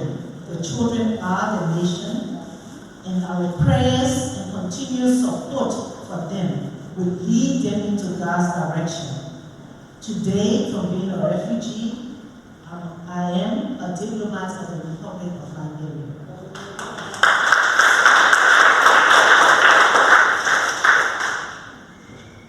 From being a refugee, I became the first lady of Liberia in Accra, married to the ambassador, His Excellency.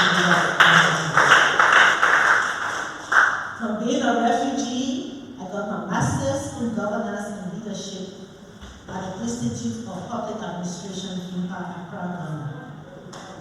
From being a refugee, I became the first lady of Liberia at the Court of St. James, London, UK. From being a refugee, I became the first lady of Liberia to the Vatican, the Pope. From being a refugee, I became Liberia's first lady in the Malta, the sovereign order of Malta. In the passing of my husband as a widow, I'm a mother of 3 children. It's not an easy life to be a mother, a widow, a single mother, but I believe that together, collectively, if we continue being willing to one another, being supportive to one another, we shall overcome, and we shall become. We shall overcome, and we shall become. From the supportive friendship of a friend, a sister, and of course, another friend and sister, Helen of Women's Voice, Mrs. Helen now. May I recognize you, madam? Yeah, please, let's give her a hand. When we look across the high table, I want to recognize a very special person, Madam Yvette Chestnut.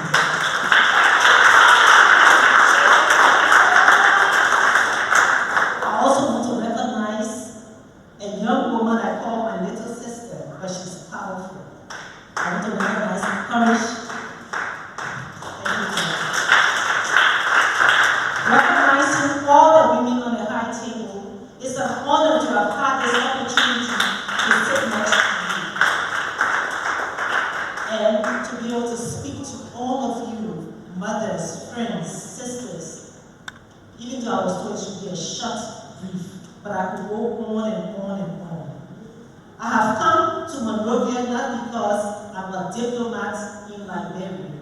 I came with a mission to ensure that we can bridge the gap in our day-to-day lives using technology. Technology is the emerging trend of today. Through technology, Madam Na and I have been able to organize a forum meet one day to plan the forum. And this forum came off yesterday in Monrovia called AirTech Series, a leapfrog edition of introducing smart labs in our educational systems. These smart labs can be built everywhere in Liberia. Everywhere, in all the 15 counties, we can have smart labs in every school. That is our vision, and we know that when we come to you mothers, you will be there to speak to it and say that this is possible. Because this child came from Frances, this child came from Zozo, this child came from Monrovia. Today, she's all over the world, and it's technology that has enabled her. We all want to use that technology. I thank you so much, Madam Ambassador.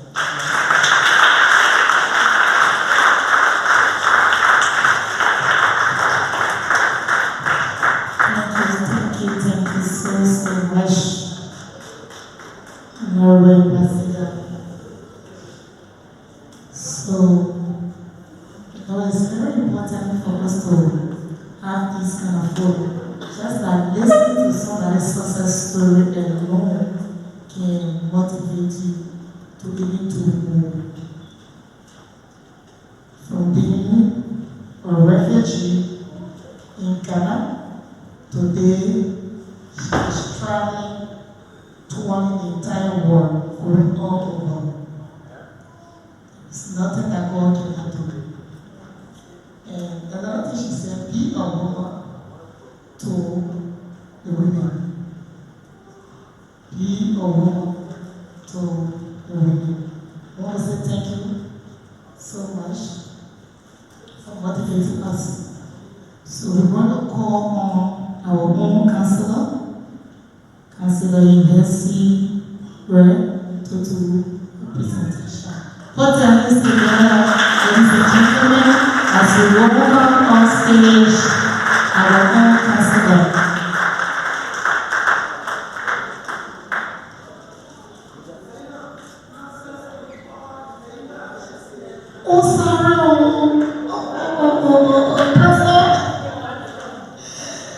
Ladies and gentlemen, once more, put your hands together as we welcome Councillor University.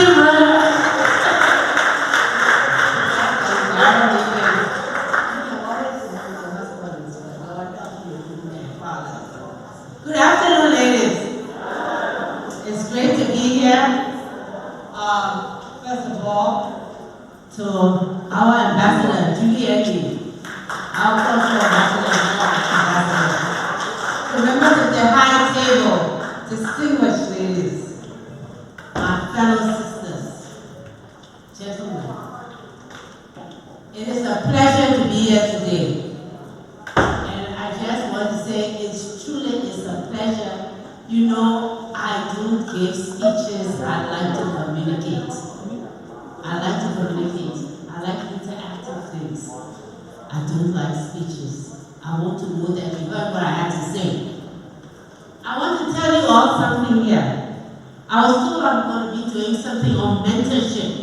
And you know, mentorship is saying you're guiding somebody through life because you got some experience as opposed to gain. And I don't know why you think I'm going to guide somebody. But obviously, that's an idea that we're going to be guiding people. I don't have a problem with that. I have a mentorship program in my office. But there's something in Liberia I must address before we start talking mentorship. It is a serious concern because it has to do with us as women overcoming something that we see the men cannot overcome. When you look at me, what do you see as women? Okay? When, you know, I found one of the peculiar things about Liberians, they never used to do it before. But since the war, they were asking, what's your tribe? And you're looking at them, and some of us are like, why are they worried about what my tribe is? I'm Liberian. So when you look at me, what do you think? That I'm a woman, right? You don't know who think I tribe. But let me tell you a story, because for me to be able to communicate with you, you must know some of my journey. And I want you to know this journey. And I'm standing here before you, first of all, because of God. Nobody and nothing else. because of God. And because I also had some very, very strong women, ancestors that are extremely strong. And we're going to start with a woman called Mama. She is the daughter of the Viking Zulu Duma. That is my great-great-grandmother. And the reason you don't have Kipman today, were it not for her, you would not have Kipman. She used to sit beside her father, the king of all, King Peter. His real name was Zulu Duma. But I don't know, the Anglicized people calling him Peter because they couldn't pronounce his name or what. But he had this daughter named Mama Zokweba. And all she was interested in was book business. You know, we in the Vai tribe have our own script. We have our own writing. So she could write our Vai script.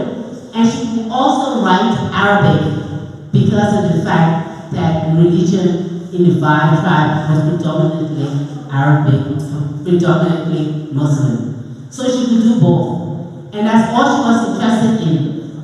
At 14 years old, she had not gotten married. And all the men in the Vai kingdom said, don't mind that girl, she's too proud. So she used to sit next to her pa all day. And when he held court, she used to write for him and everything. So she's sitting down there writing.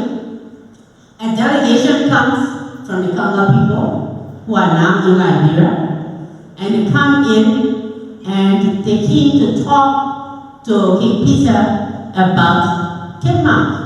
And that Congo people wanted some concession regarding it because King Peter was fighting the Congo people and he was also fighting the British in Sierra Leone because you know our Vai kingdom goes all the way into Sierra Leone.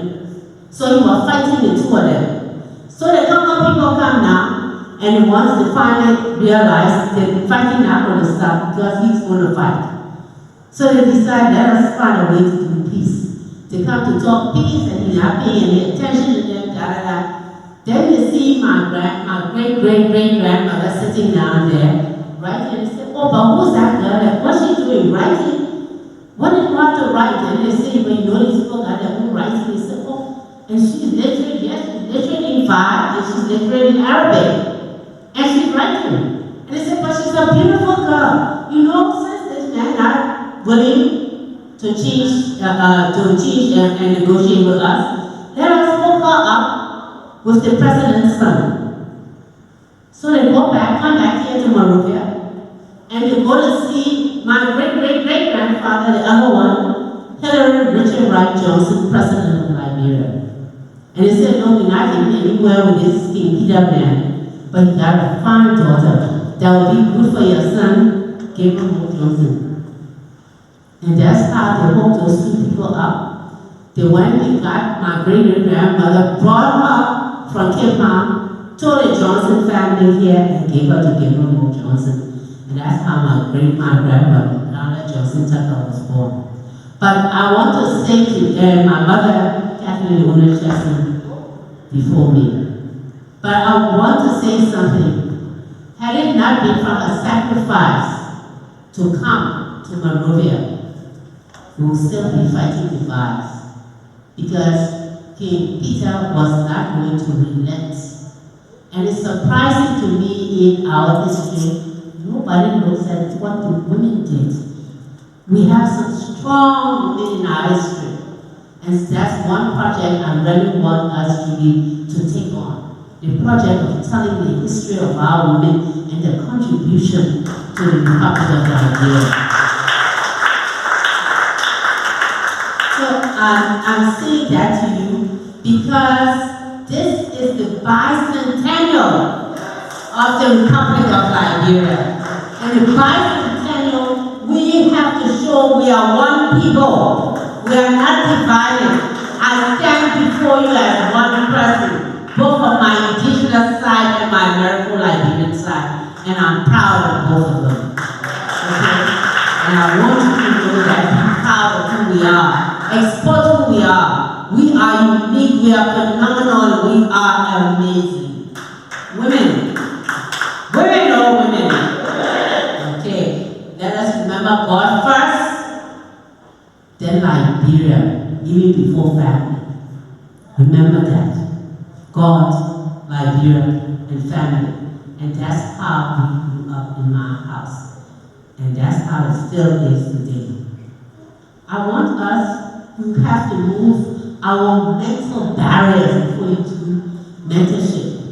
And our mental barriers are ourselves holding ourselves back. Think about it. When a woman, you heard Julie talking about women in political participation.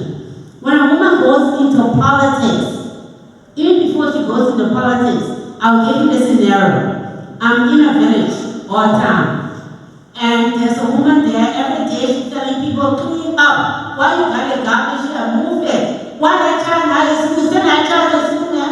Oh, why do you want to elevate their skill? Why you doing it? No, the market got to be cleaner than this. Doing all that, being a busybody, doing everything. There's a man and he's sitting down under a palm tree. And he's drinking a palm wine. Every day he gets up, he goes on a palm wine, laying down. Then all of a sudden, President George WEAH announces that he's going to be paying people to be mayors, to be mayor of towns. And he will be paying them, whatever it is, $500 a month or whatever. What? That man put down his palm wine. You hear that $500? I want to be mayor. And then he starts trying to be mayor. Right? See, he's the right person that he said, you're going to be elected, but I'll pay you. So he started campaigning to be mayor. The woman who's been doing the job of a mayor does not even realize that she is more qualified than a palm wine drinker. You all hear what I said? Allah? Alright. She herself don't even realize her own worth. She doesn't realize I am better qualified than that palm wine drinker. I know more about being a mayor than he could even dream of. So they sit down, their other men get behind you in the night, they go and have their meetings, they go to the women just like my sister said, they go and make you chairman of their own party. Chairman and thinking something, not knowing you far better. My sisters, wake up. Wake up! You are worthy and you are qualified. You are worthy and you are qualified. Don't let anybody tell you you're not qualified. Don't sit there and tell me nonsense about you can't read or write. I don't care if you can't read or write. That thing between your ears, that brain in your head is more important than read or write. You see me sitting here. I have a doctorate degree, I'm a lawyer, I'm a member of the United States Supreme Court, but I'm illiterate. I'm illiterate in Chinese. You know what I said? I cannot read or write Chinese. Does that mean I'm stupid? Huh? So those of you sitting here, let me tell you all now, don't worry about reading and writing. You're like you Moses and people who can read and write. Because the things you have to keep in your brain.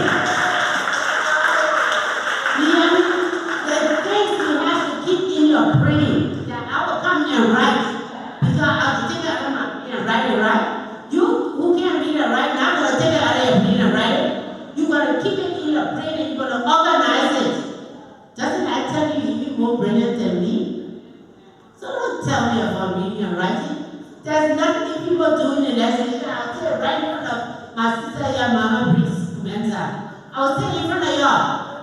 There is nothing in this legislature that you cannot know, that you cannot do.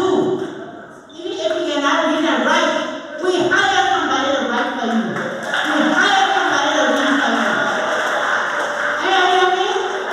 So that stuff is nonsense. I think that reading and writing is the criteria to get in our house. Don't tell me things about budget as if to say you don't know budget. You know budget. Every month you got how much? You got $5,000 Nigerian dollars. That's all you got every month. You have to know what to do with that $5,000 every month, right? How you gonna eat it? How you gonna pay rent? What you gonna do for the children's school fee? And that's it. But that is in the whole budget. And you think you know it? You know it. You know it. You don't know what the right thing for road. You don't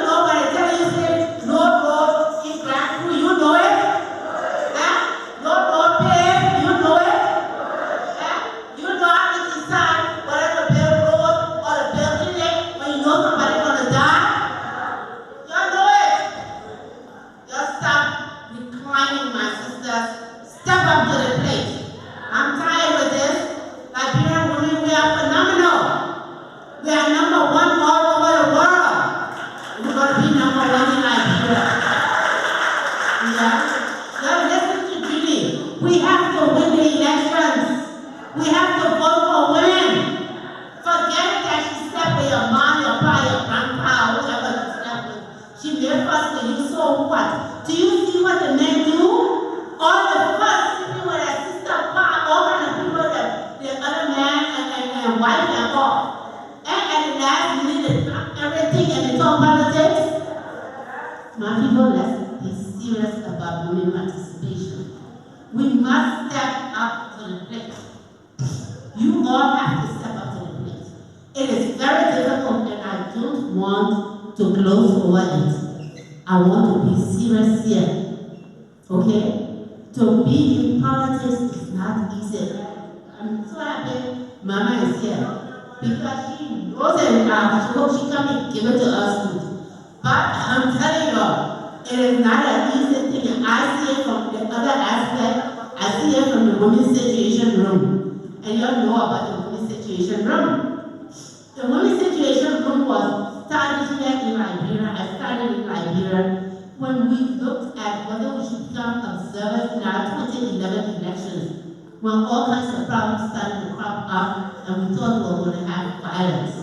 So we decided, no, you know what, instead of just being observers, we are going to be conflict resolutionists. We are going to resolve things, we're going to change things, and we'll change it as they happen. We're not going to sit down, look at everything, write report to the UN and come back and say, well, yeah, I report.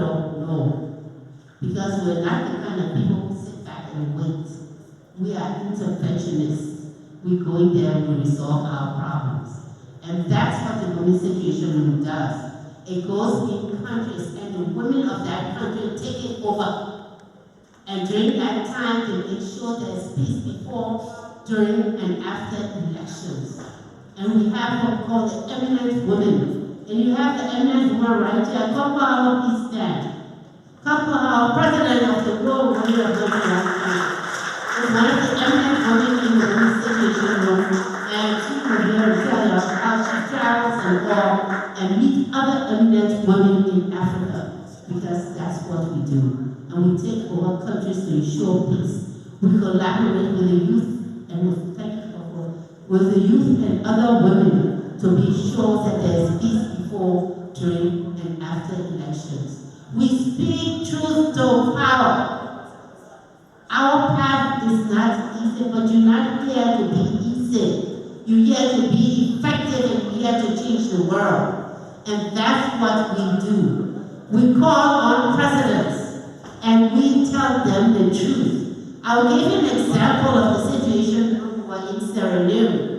And the president of Sierra Leone at the time got on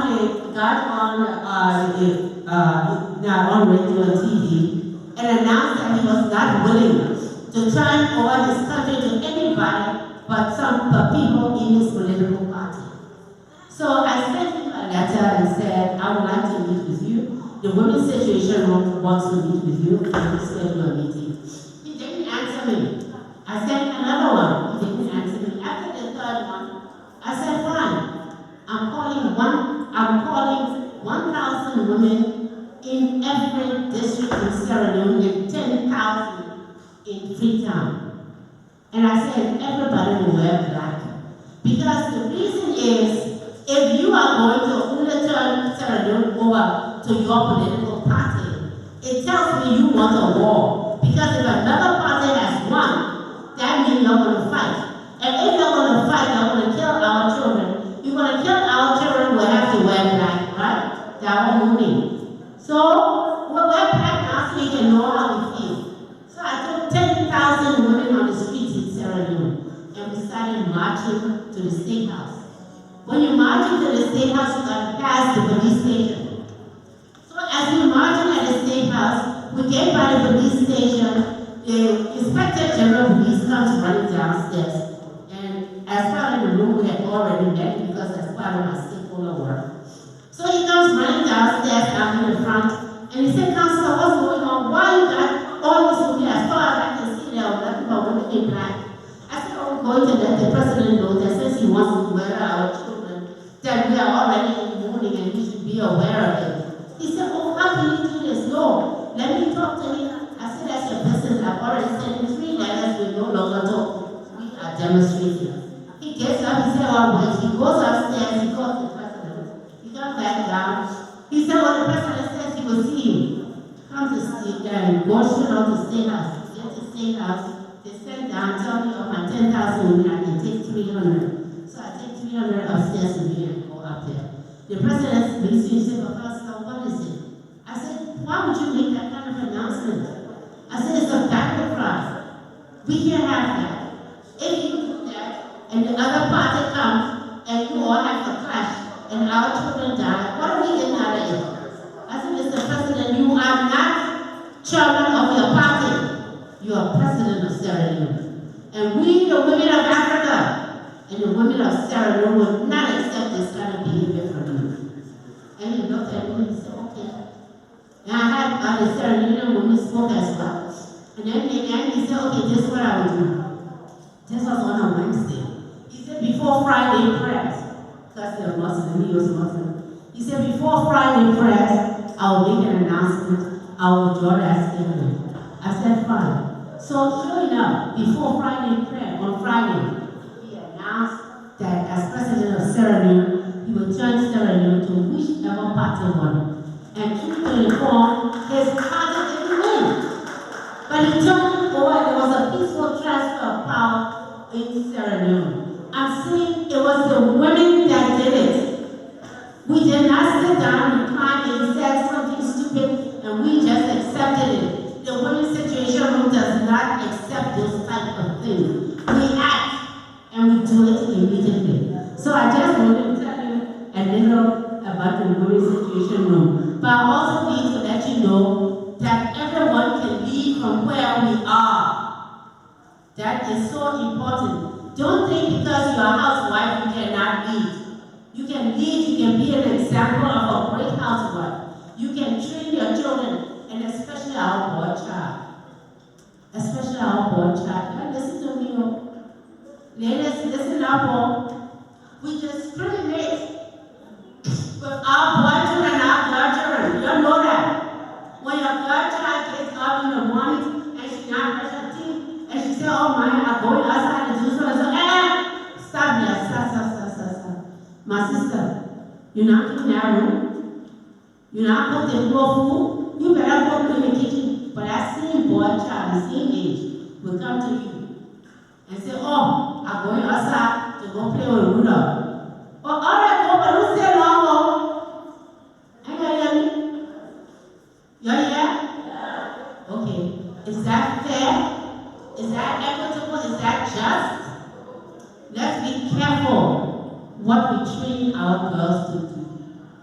Because that's what they grow up thinking. That they have to do other things before they save themselves.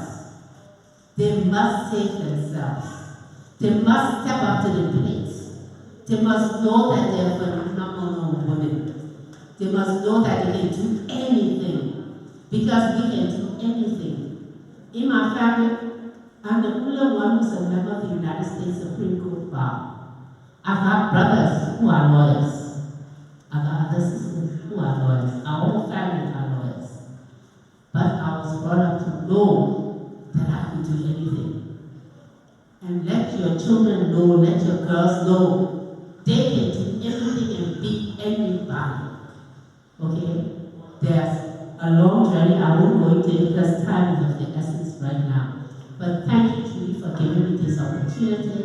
Thank you, ladies, for listening to me. I look forward to working with you. And Yara, I look forward to being one of your mentors. Because you shall get there. Thank you so much. And Angie, it's great to see you. Welcome home. Thank you.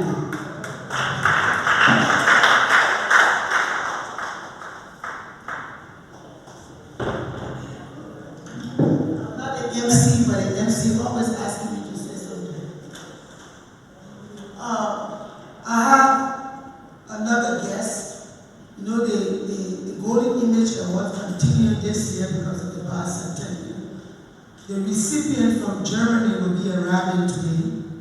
So we are going to the airport to get her to come. And tomorrow, Saturday, the Hapai Award founder will be giving away books and dolls to the children and we'll be honoring some of our recipients with the gold. You know the awards have gold. So we're going to be giving the gold so people can see the gold as we give it. And then tomorrow, the traditional leaders of Liberia will also be honoring some of our honorees tomorrow. All this will take place at the Crusaders for Peace headquarters on Capitol Bypass. We are inviting you, please come and let's celebrate Liberia tomorrow.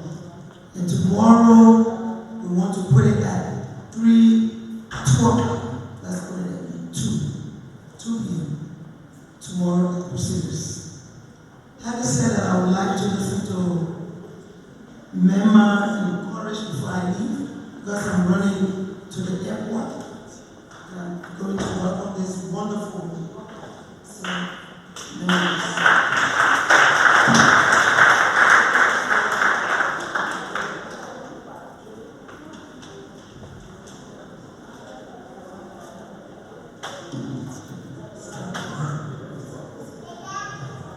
Good afternoon, everybody.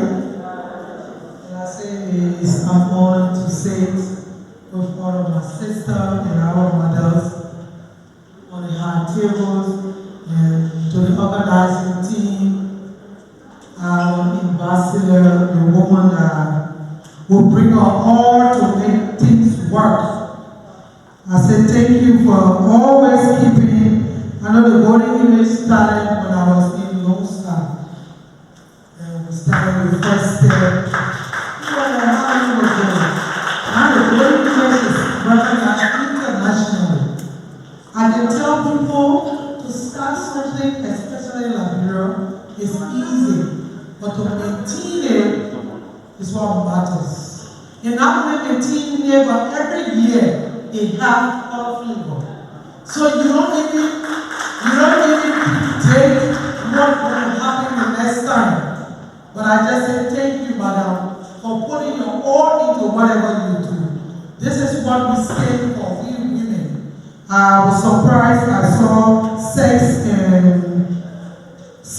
health, and so forth.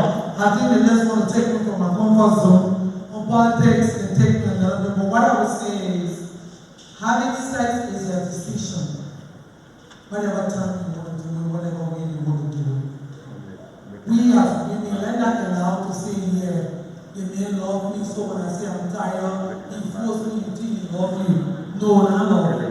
He can be married to you, sir. He should respect your opinion and your time and respect you. When you say I'm tired, he ain't tired. You should stop right there. Because if you start to fight you, it's going to grow in a home. We have a lot of things overlooking right now. So people can't say, oh, we want to attention. And the government gave you and me a politician and talking away crowd. You look at Solomon, you look at 1400 the Pentecost, 14.76 or 14.72, you will see that it's not legal. People should have the free will of sex. People shouldn't be forced. You should have consent. We have so many people taking it for fun. Somebody can say, well, you know, let's do it the other side. No, the other side is wrong. It's not correct on the law. So don't agree with it. If I have to want to be as a wife, I will find another way and go. If I go, I will not die. God will make a way for me. Because somebody will do 25 times and happen to them. When you try it, 1 time, 2 times, you're moving in. So everybody don't have the same system. So mothers, let advance our children. One of the things I see from people still telling their children, I think, when you menstruate, you test me, you will get pregnant. So I menstruate and I can't test your baby, I test you like it. I will say that let me have you get pregnant. So let's open up, let's tell them the reality, let's talk to our brothers children. We do that for them, don't have sex. You're not your safe era. Let's sit with them and talk to them. So now I tell them the interior. Tell the children, my child, you see me how I suffer. How will you suffer tomorrow? They go for me, so you can take care of me and take care of yourself. But we must not posting for our grandchildren. When the child is 14, 15, they want children who go, hey, oh, I'm not going to go. Now my grandchild, let me post it for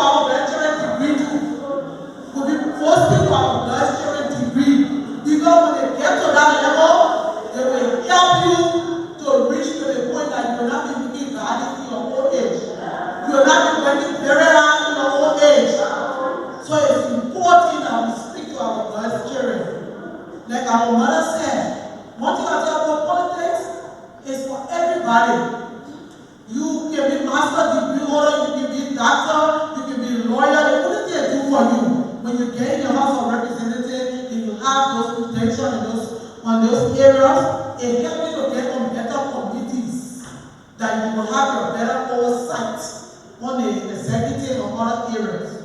So I can tell you, we all need to stay together, we all need to work together, we all need to love one another. Not loving them because you think they are the best friend to you, but because they are women. Because when you wear the hater, and I also tell that see hater, they see heat that can be on your head, they will be on my head. And so when we wear the brassiere, only it can be hot and wide. But we can still wear it because one thing to stay. So we see woman, you know, woman matter your matter. And it will be important for us. And I'm so grateful to you, madam. Continue your work. You have done this through all. I have said to people who have been here today, not only have supported me in the process. She won, many times people for my sister, I call my Piabe, all of them rushing to go to my district to help me. And Madam Sylvia Chelsea have done so much. A few days she began to do women training on political affairs and everything. They have done a lot for me in my district. Our women come to me, they tell me, they want the drink coming from, they say, oh, for more. And I swear to God, it's important for women to be in power. And those are things I was just saying to senior government officials today. Empower this Julie Annie to go and run the country. You wouldn't imagine what she would do. You wouldn't imagine what that person would do. Because what? She's getting everything she sings and she dances. So when she's singing and dancing, everybody will come. And now our message will resonate. It's important that we do it. Let me borrow from George WEAH last night. The Lord for liberty brought us here. The Lord for liberty led us here. The Lord for liberty was unite us here as women. And thank you. I'm grateful to be here.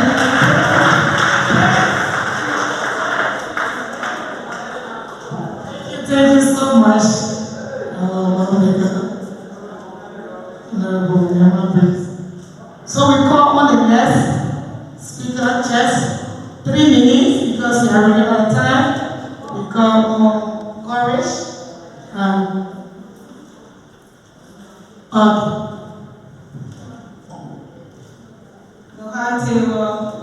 my dynamic Queen, Ambassador, Iron Lady, I love you. Thank you everybody for being here. I don't have a specific topic to speak on. I was going to speak on women empowerment, but then I was told that I should just share some experience. But I jumped on a lot of points and the little miss over there said it all. I mean, she took almost everything I wanted to say. So I'm not going to say much. But when it comes to empowerment, I just want our women in here to know that, as many others have said, we can do more than the men can do. And speaking of experiences, I follow the Liberian political arena a lot on the social media. I would just like to admonish our women here today that if we talk about women attaining 30%, there's a lot of work to do concerning this because women have to support each other. I see a lot of women in Liberia not supporting each other. I gave a common example of the Women Versus newspapers. I see a lot of women programs being heard in Liberia, and when you look at which newspaper are we using, that's not the Women Versus newspaper. We are promoting the men there again. So if we say we want to put the women out there positively, empower ourselves, we have to first start from the grassroots. We have to support each other. We have to uplift each other. We have to be there. If you are having your awarenesses or your program, I have to come help organize the program, support each other. And another thing I would like to say when it comes to breaking the disparities between women and men, it depends on ourselves. We see, like, in the women chapter, for example, we see when women are putting themselves out there politically, want to run for higher position,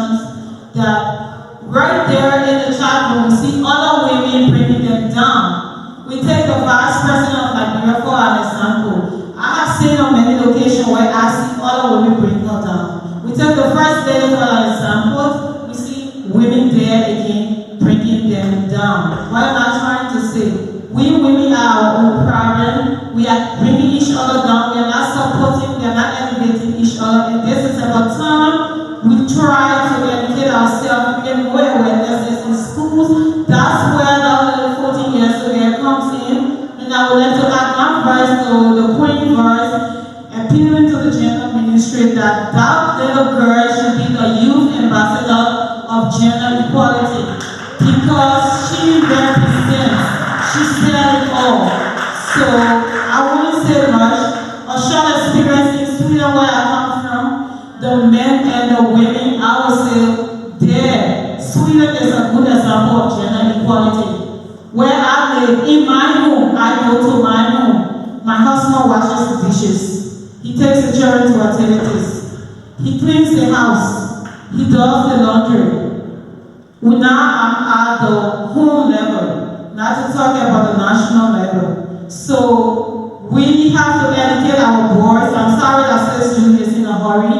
We talk about women empowerment, gender equality, and I see Liberians that we keep keeping our focus on the women, I think we should put some focus on our men.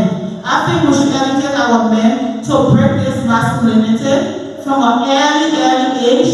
Go to schools, educate them, teach them that men and women, we are equal. There should be equal rights. We should break this disparity. The girls should cook. The boys should do this. In my home, we are a family of 4, and there is nobody sitting at the head of the table because he's the man. No, because he's the father or he's the son. Everyone sits wherever they want to sit around the table for that day.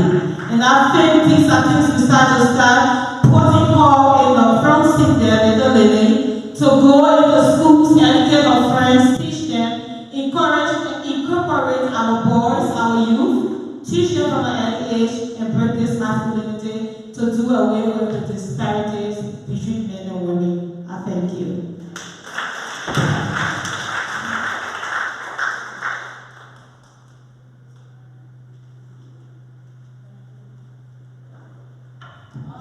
Put your hands together for our own sister.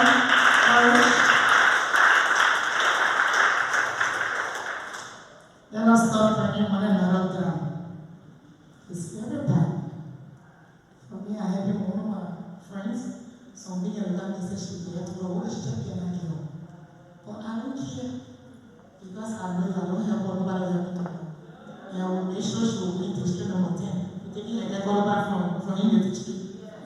Now you know the federal general for Congress to 70 years. And I want to say that we studied our friendship from school. And I told my senior, I'm not a politician to me. I'm white. I know what you will. They show you will win. So sometimes when you're doing that, when you're trying to support other people, you listen to the law and they say me coming from all of you. She just told you a friend, what is that type of friend? What kind of statement? But don't be discouraged. Whatever they want to say, when you let them say it, remain focused, support women. Because if you support a woman, another woman will support you. Let us support one another. God, thank you. So we go to the next speaker. We'll call Emma Washington. Clap for her as she marked the program for the USA. I see the steps. I see what she wanted as confidence.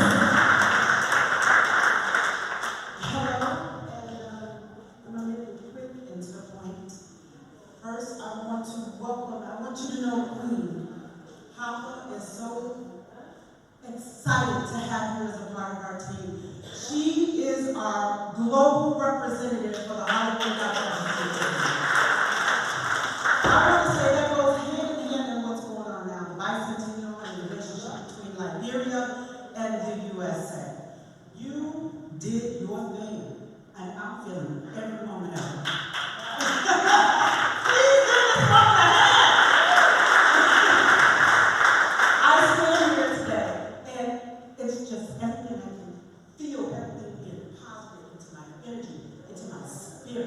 I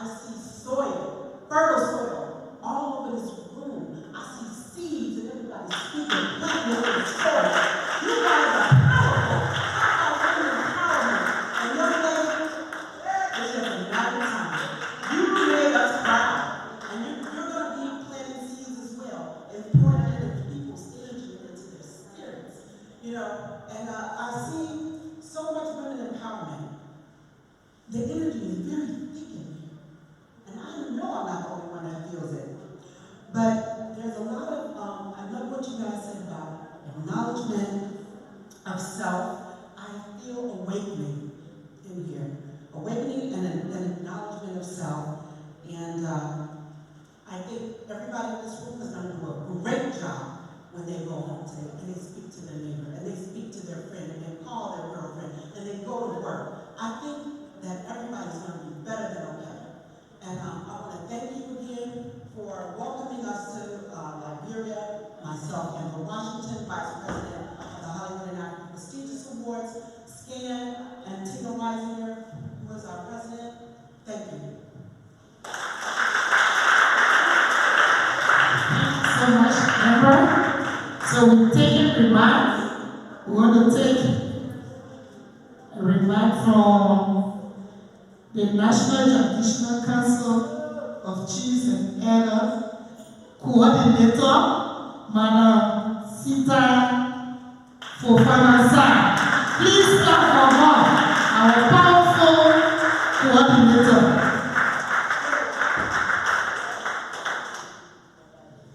Women are women. Women are women. Women don't sit down, concentrate together with the men. You know, we need to change the pharaoh's form. Traditionally and culturally. My blessing. Yes. You know, we are speaking. All of the speaker came, they spoke. Councilor, thank you. I said thank you to all the speakers. But what I would like to say, when it comes to women participation, empowering women, we need to have a strategy to make it work.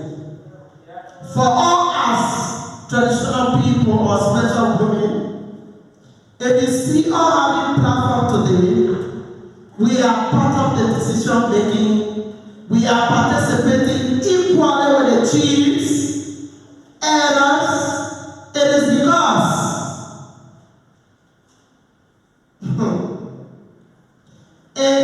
because our traditional queen paved the way for us.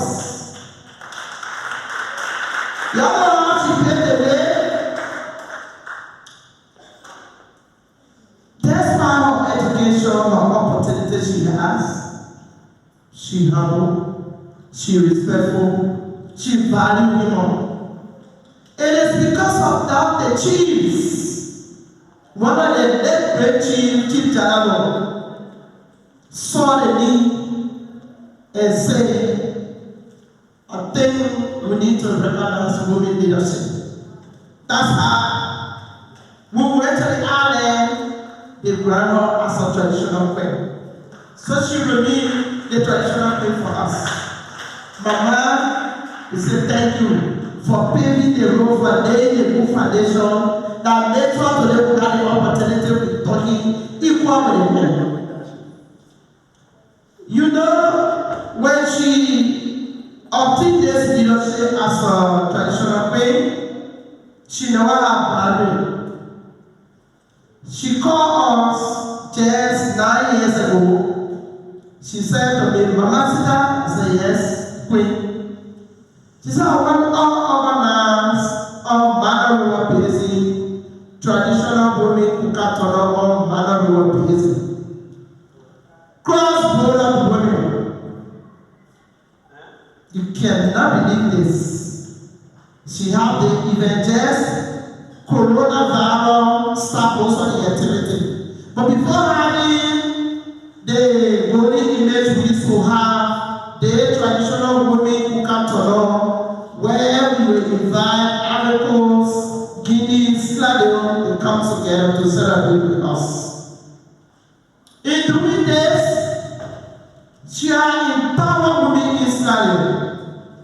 I just came from FOIA, and when you talk about FOIA, it just cross-border. The women that used to bring queen, everything that you say, training that you make it to other things, they are implementing. Councillor, I would like for us, rural women here, with some familiar women to cross to Stalin. This women that used to come in Barcelona, when I get to Pueblo, they are Oscar, establishing their own restaurants. They have recruited a young woman that used to be on the streets doing nothing. Through the restaurant, they have paid up to 3 horses. When I was in prayer, I called, I wanted to visit them. I was like a president. Before I could get there, can I imagine? Chiefs, women, thinking say the queen was leading the delegation, I said the queen will come. So I'm saying this to say, when it comes to women in political party, political participation, we need to strategize. You find women that living in a rural area, though women, some of them don't want to be senator, they don't want to be representative. Their interest is for them to be a local leader. Being a local leader is to be chief, either power chief, or clan chief, or town chief. But somebody have to get them the support. If you go in a rural area, you go to the community, you make this community chair should be a woman. You go to the chiefdom, you make another power chief as a woman. We can set an example of Mary Latta in Brown County. No man can say in front of her. And when you say Mary Latta, she fought for it, she stand for it. At the end of the day, if you channel everything or anything you want to be done, you achieve them. As a woman, you realize it. So I ask that please, we should also recognize our rural women that want to be paramount chief of the traditional leadership, that want to be town chief, that want to be clan chief. To our granddaughter, where's the other minister? Please take this message. I was sitting in a chair there, I was shedding tears. I will not shed tears because I'm feeling bad, but I shed tears because I had joy to see a 14 years old girl composing like this. So humble. I think she should be the ambassador, she deserves it. Traditionally, culturally, she's not just going to be an ambassador, but she will be a strong advocate for our traditional tribes. We are getting rid of FGM. I want Councilor, when you listen to this, if she will be used to get into the chiefdom, those who would have value their children to go to good school, she will be a role model. She will stand in front of the God and say, do not accept to be in the bush. Come in time to see the position or the situation I need is helpful to me. If we use for that general ministry, Councilor, all of the panel of donors that have come to this forum, everybody should prioritize it there. She will be our best ambassador for change for our guys and women. So Ambassador, today once more I say thank you. I say thank you. You're always there. And you're always there for your people. Whosoever that will envy you for what God gave you, that person will be blind to your success. Whosoever that will say things that you play that helpful to the women or the Liberian that they want to destroy it, may the Lord make them plan to see what will be successful. May the Lord give you long life. May the Lord make you live long and be healthy and give you long life more than when your father or your parents have. Because we don't know how to appreciate you today. Your hammer is not only in abroad, it's in the whole world. You just need to say, I want to visit you, I want to visit Africa, I want to visit Ghana, I want to visit Ghana, Nigeria, and you see your strength. Let the pastor say, what we have, we don't know the important. We have valuable things that other people want. then we play around it. So Mama Robbie, Julie Andy, and when you be Julie Andy that we all know, she doesn't care who you are. Everybody is equal to her. When she gets Texas, she wants to share with Tuna President. If she allows she will go and pawn her property just so they say happy. Our living witness. From the South to today, the money government have for the game when they give it to our job. No, always, I'm already a war. The point of the story, when government change, they want certain things to happen. Then they call Julie. When Julie can say, hey, Mama was stranded. Julie's crossing her way to take one of her property to go to the bank. Not let us seriously. The past government, how much I don't know what she promised, but the 1 hour power is $500,000 of United States. The president will get say all. You understand? No, that's simple. We have to talk this thing so that the tractor that just want the service of. Because what they do again, the service of what she's doing for the commoner down there. She now benefiting nothing. She now on salary. Nothing else she can get as well. Only expected when it's happy. They tell us say pre-finance. So tell me they say we all. After I say you continue to pre-finance, me I run away from you. No, seriously, the people think that she got in so much. But it is her property she put on the line to make things happen. As you speak, you go through the bank. After that bank, and you go through after that bank, you go ask for a record. One facility, 2, 3, are very poor. She can pay the money. She already negotiating. That is Julie here. So we as Liberia need to pray for this. We need a support her. She needs a support financially, socially, politically. We should support this girl. So that those people that don't know what she's doing, they can be aware. You know what's our author? There was something that I sister. Nobody can I sister that I see your address coming. Counselor, when you take the lead. Please, I want you to take the lead. Just get into it so that you may know what they are going through. Just go through it. Then at the end of the day, when she finished making it happy, other people castigating her. When I saw internet also saying she will resign the position. My daughter lawyer, I'm not questioning when I really call my attention. He said, Mama, Pastor has something on the internet on entity. I said, do my pastor. Pastor has to publicly abuse this year for supporting government. Oh yes! You don't hear about that? Because she's supporting government, they abuse her. That is really ending here. So I'm happy they are breaking that among us. Those who from Paris, you please come to Julia and rescue. So we are following up. Can be in peace. Because if she get it, if she in peace, will be in peace. But you get the body, you not get peace. All your follower will feel the same way. So we tie up one in the corner. And Mama, they advance stop the pre-finance. Pastor, stop. Thank you.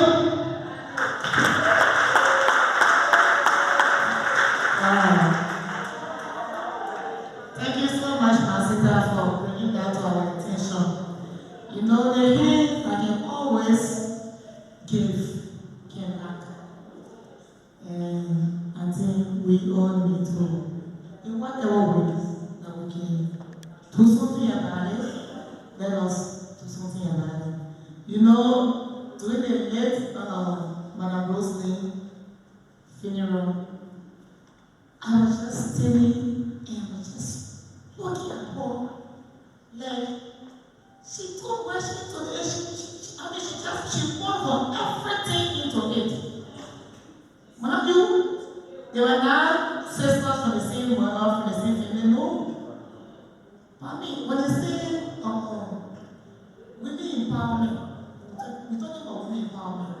But I think what she has been doing is the true definition of women empowerment. Yeah, what Masita said in Sarah Leone. Today, women in Sarah Leone are benefiting from her impact. So, may God bless you. And we pray that the government and everyone that owe you should be at the next election will be praying. May the government or anyone that owe you get their pay because we all need to enjoy our money. But I tell you, the other part of the story, I tell you, when you be on social media, having a West to say, they turn on fire there. So, we want to say thank you to my sister. We call our president for the National Women of Liberia, Madam MANNEH, to make her remark. Ladies and gentlemen, please welcome on stage Madam MANNEH to make her remark.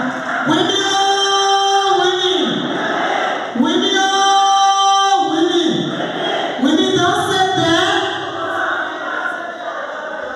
All right. Thank you very much.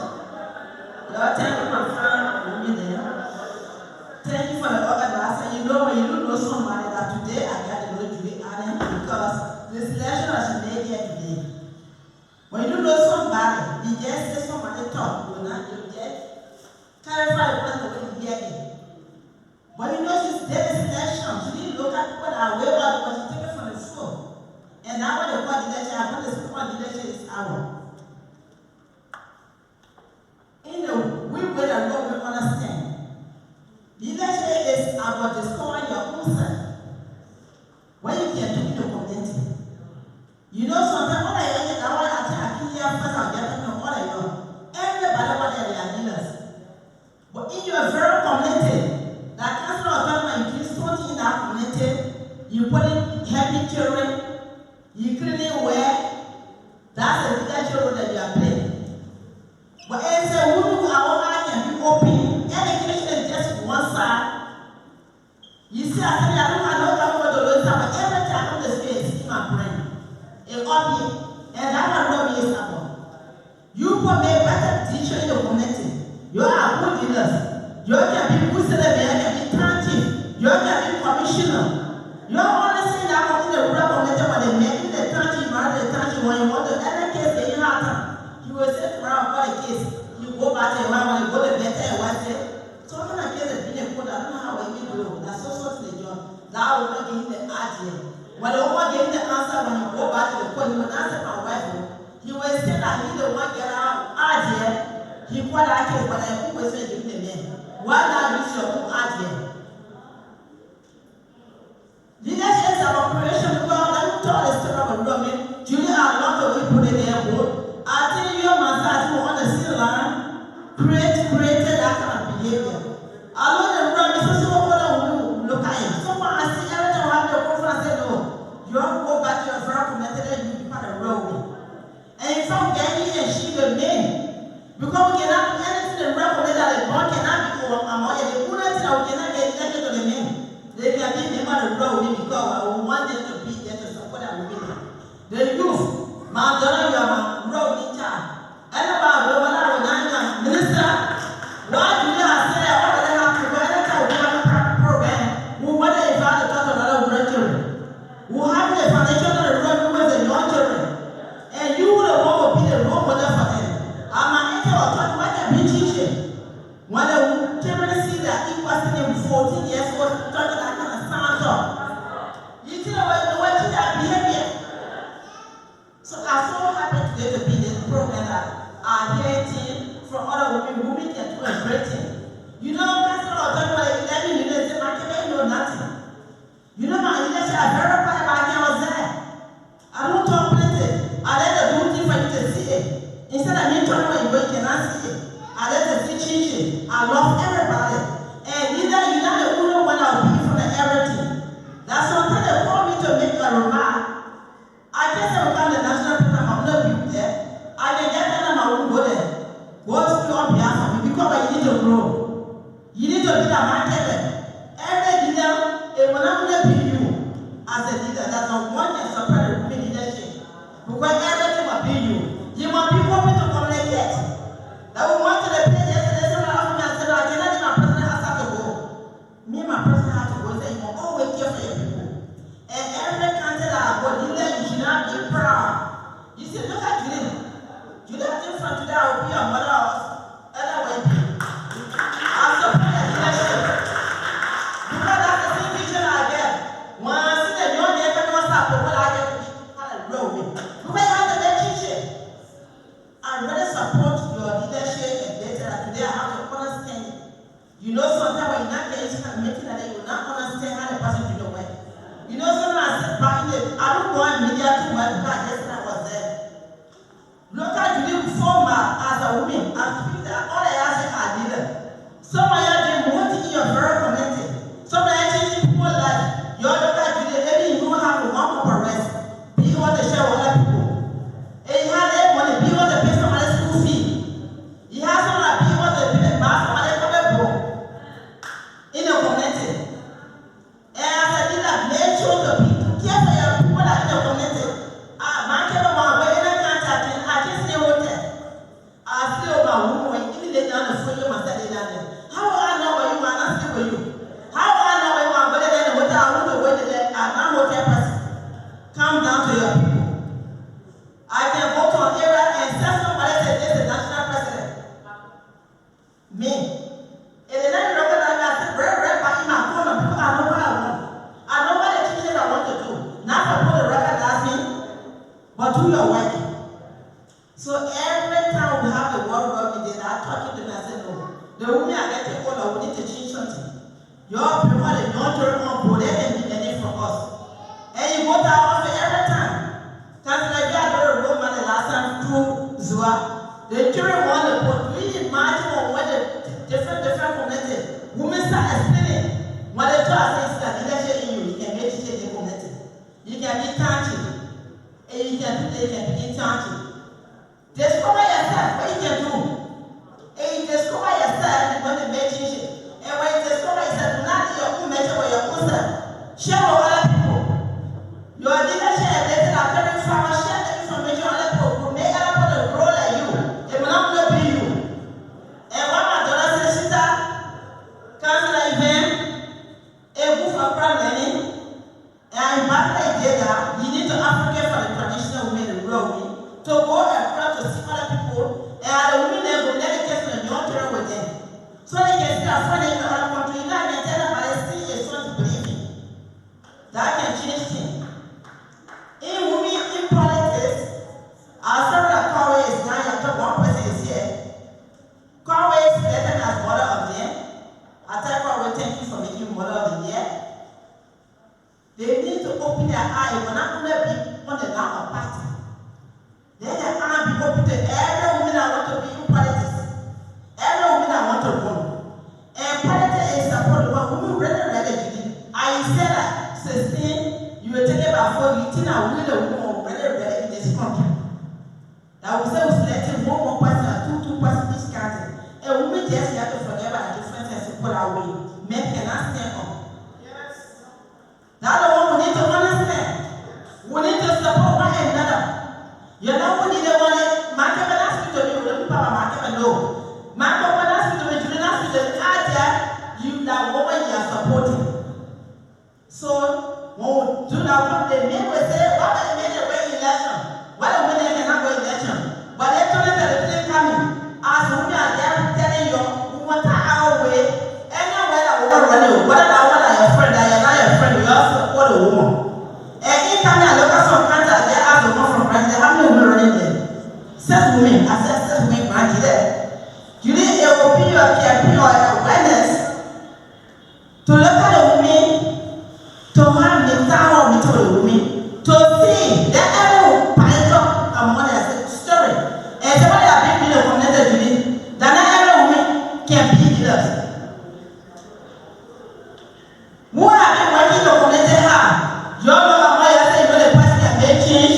A lot of women get their t-shirt, cross slipper, and you know that a woman can be good representative for that person.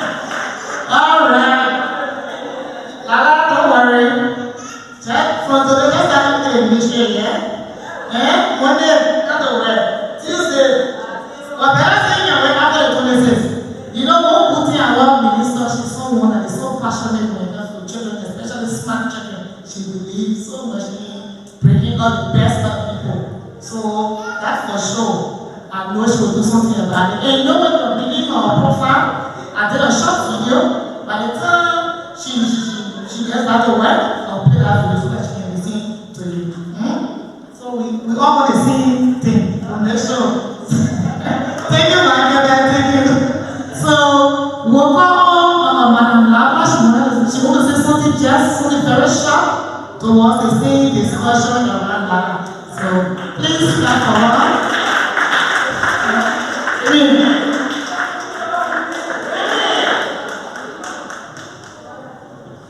Women, I'm so impressed. I was not invited.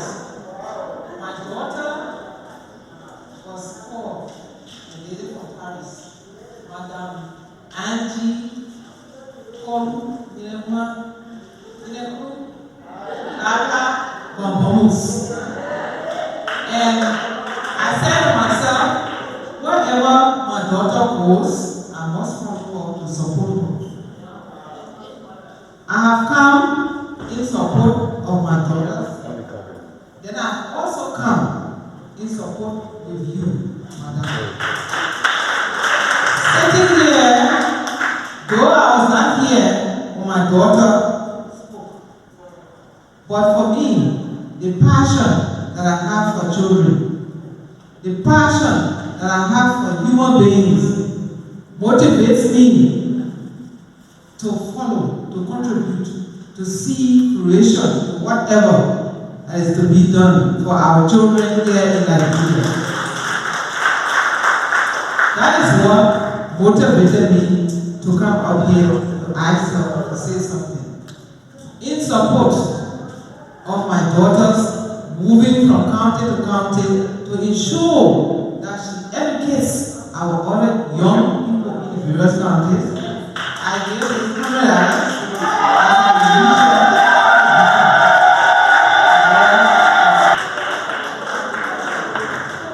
So I'm going to present this money. Okay, Lama, come on, money. Thank you so much, Mama. This is what we call talking. Madam Lama, today you gave me the talking to title. So anybody see your boy talking to me. Thank you so much. This is empowerment. Empowerment. We start empowering our girls. We can tell you about women. Thank you. Now you are blessed. And now, to every good thing, everyone will have a name, right? So, we will now call on our ambassador, Julie, Annie, to do our official posting statement. Women, oh women, today is program, the Women's Forum or Conference on the Golden Image Awards and talking about gender equality, women's leadership. I think it was a successful one. And you know, I'm hanging on Councillor. Councillor Justin Red is approachable, she listens, she understands, and you can get her at all times. She's not proud to listen to you when you have a burning issue. We'll be coming to our doorstep to talk about the 18 seats allocated for the women of Liberia. Even though we're going to the airport because we can't have a guest and they come to the airport, you're not there. I want to recognize in a special way a sister and a friend, a colleague, when it comes to the Liberian Women Mass Action for Peace, Mistress Cecilia Mo Gamari. A strong advocate, a strong leader in the women's movement. Thank you. Thank you. Let me also recognize another strong woman, but that woman is a politician, very powerful, and a great caterer. And when you gave us money to cater for 200 persons, she brings food for 400. Let us put our hands together for Philomena Manneh from Monrovia. Everybody knows that she can cook and bring more food. Tomorrow we will be celebrating at the Crusaders of Peace headquarters. We'll be having our international guests from Hollywood. They will be there. Women Voices will do a presentation while we are there. But the transportation reimbursement will be done for the women here. So please stay to get your transport from our finance team from Crusaders for Peace, the National Secretariat of the Golden Image Awards. To all of you, tomorrow will be honoring traditionally some of our guests. I just want to show you the new design of the Golden Image Awards gold. This is the gold. It's real gold. 18 carats.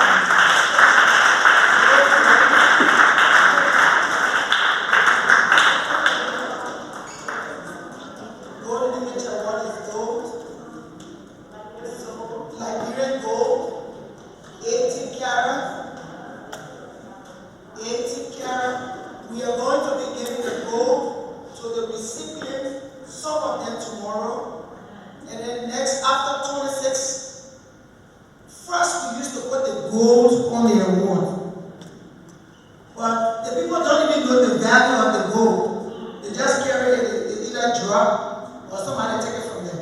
So we decide now, if you're a recipient, we'll call you, we'll put the gold right here forever and ever.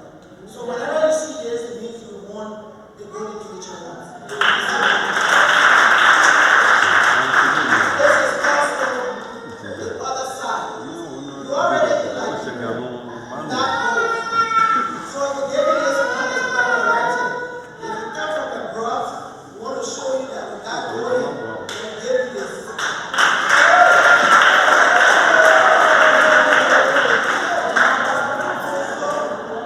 So the traditional leaders alongside us tomorrow will do a lot of things. There will be cultural performances, the band will perform.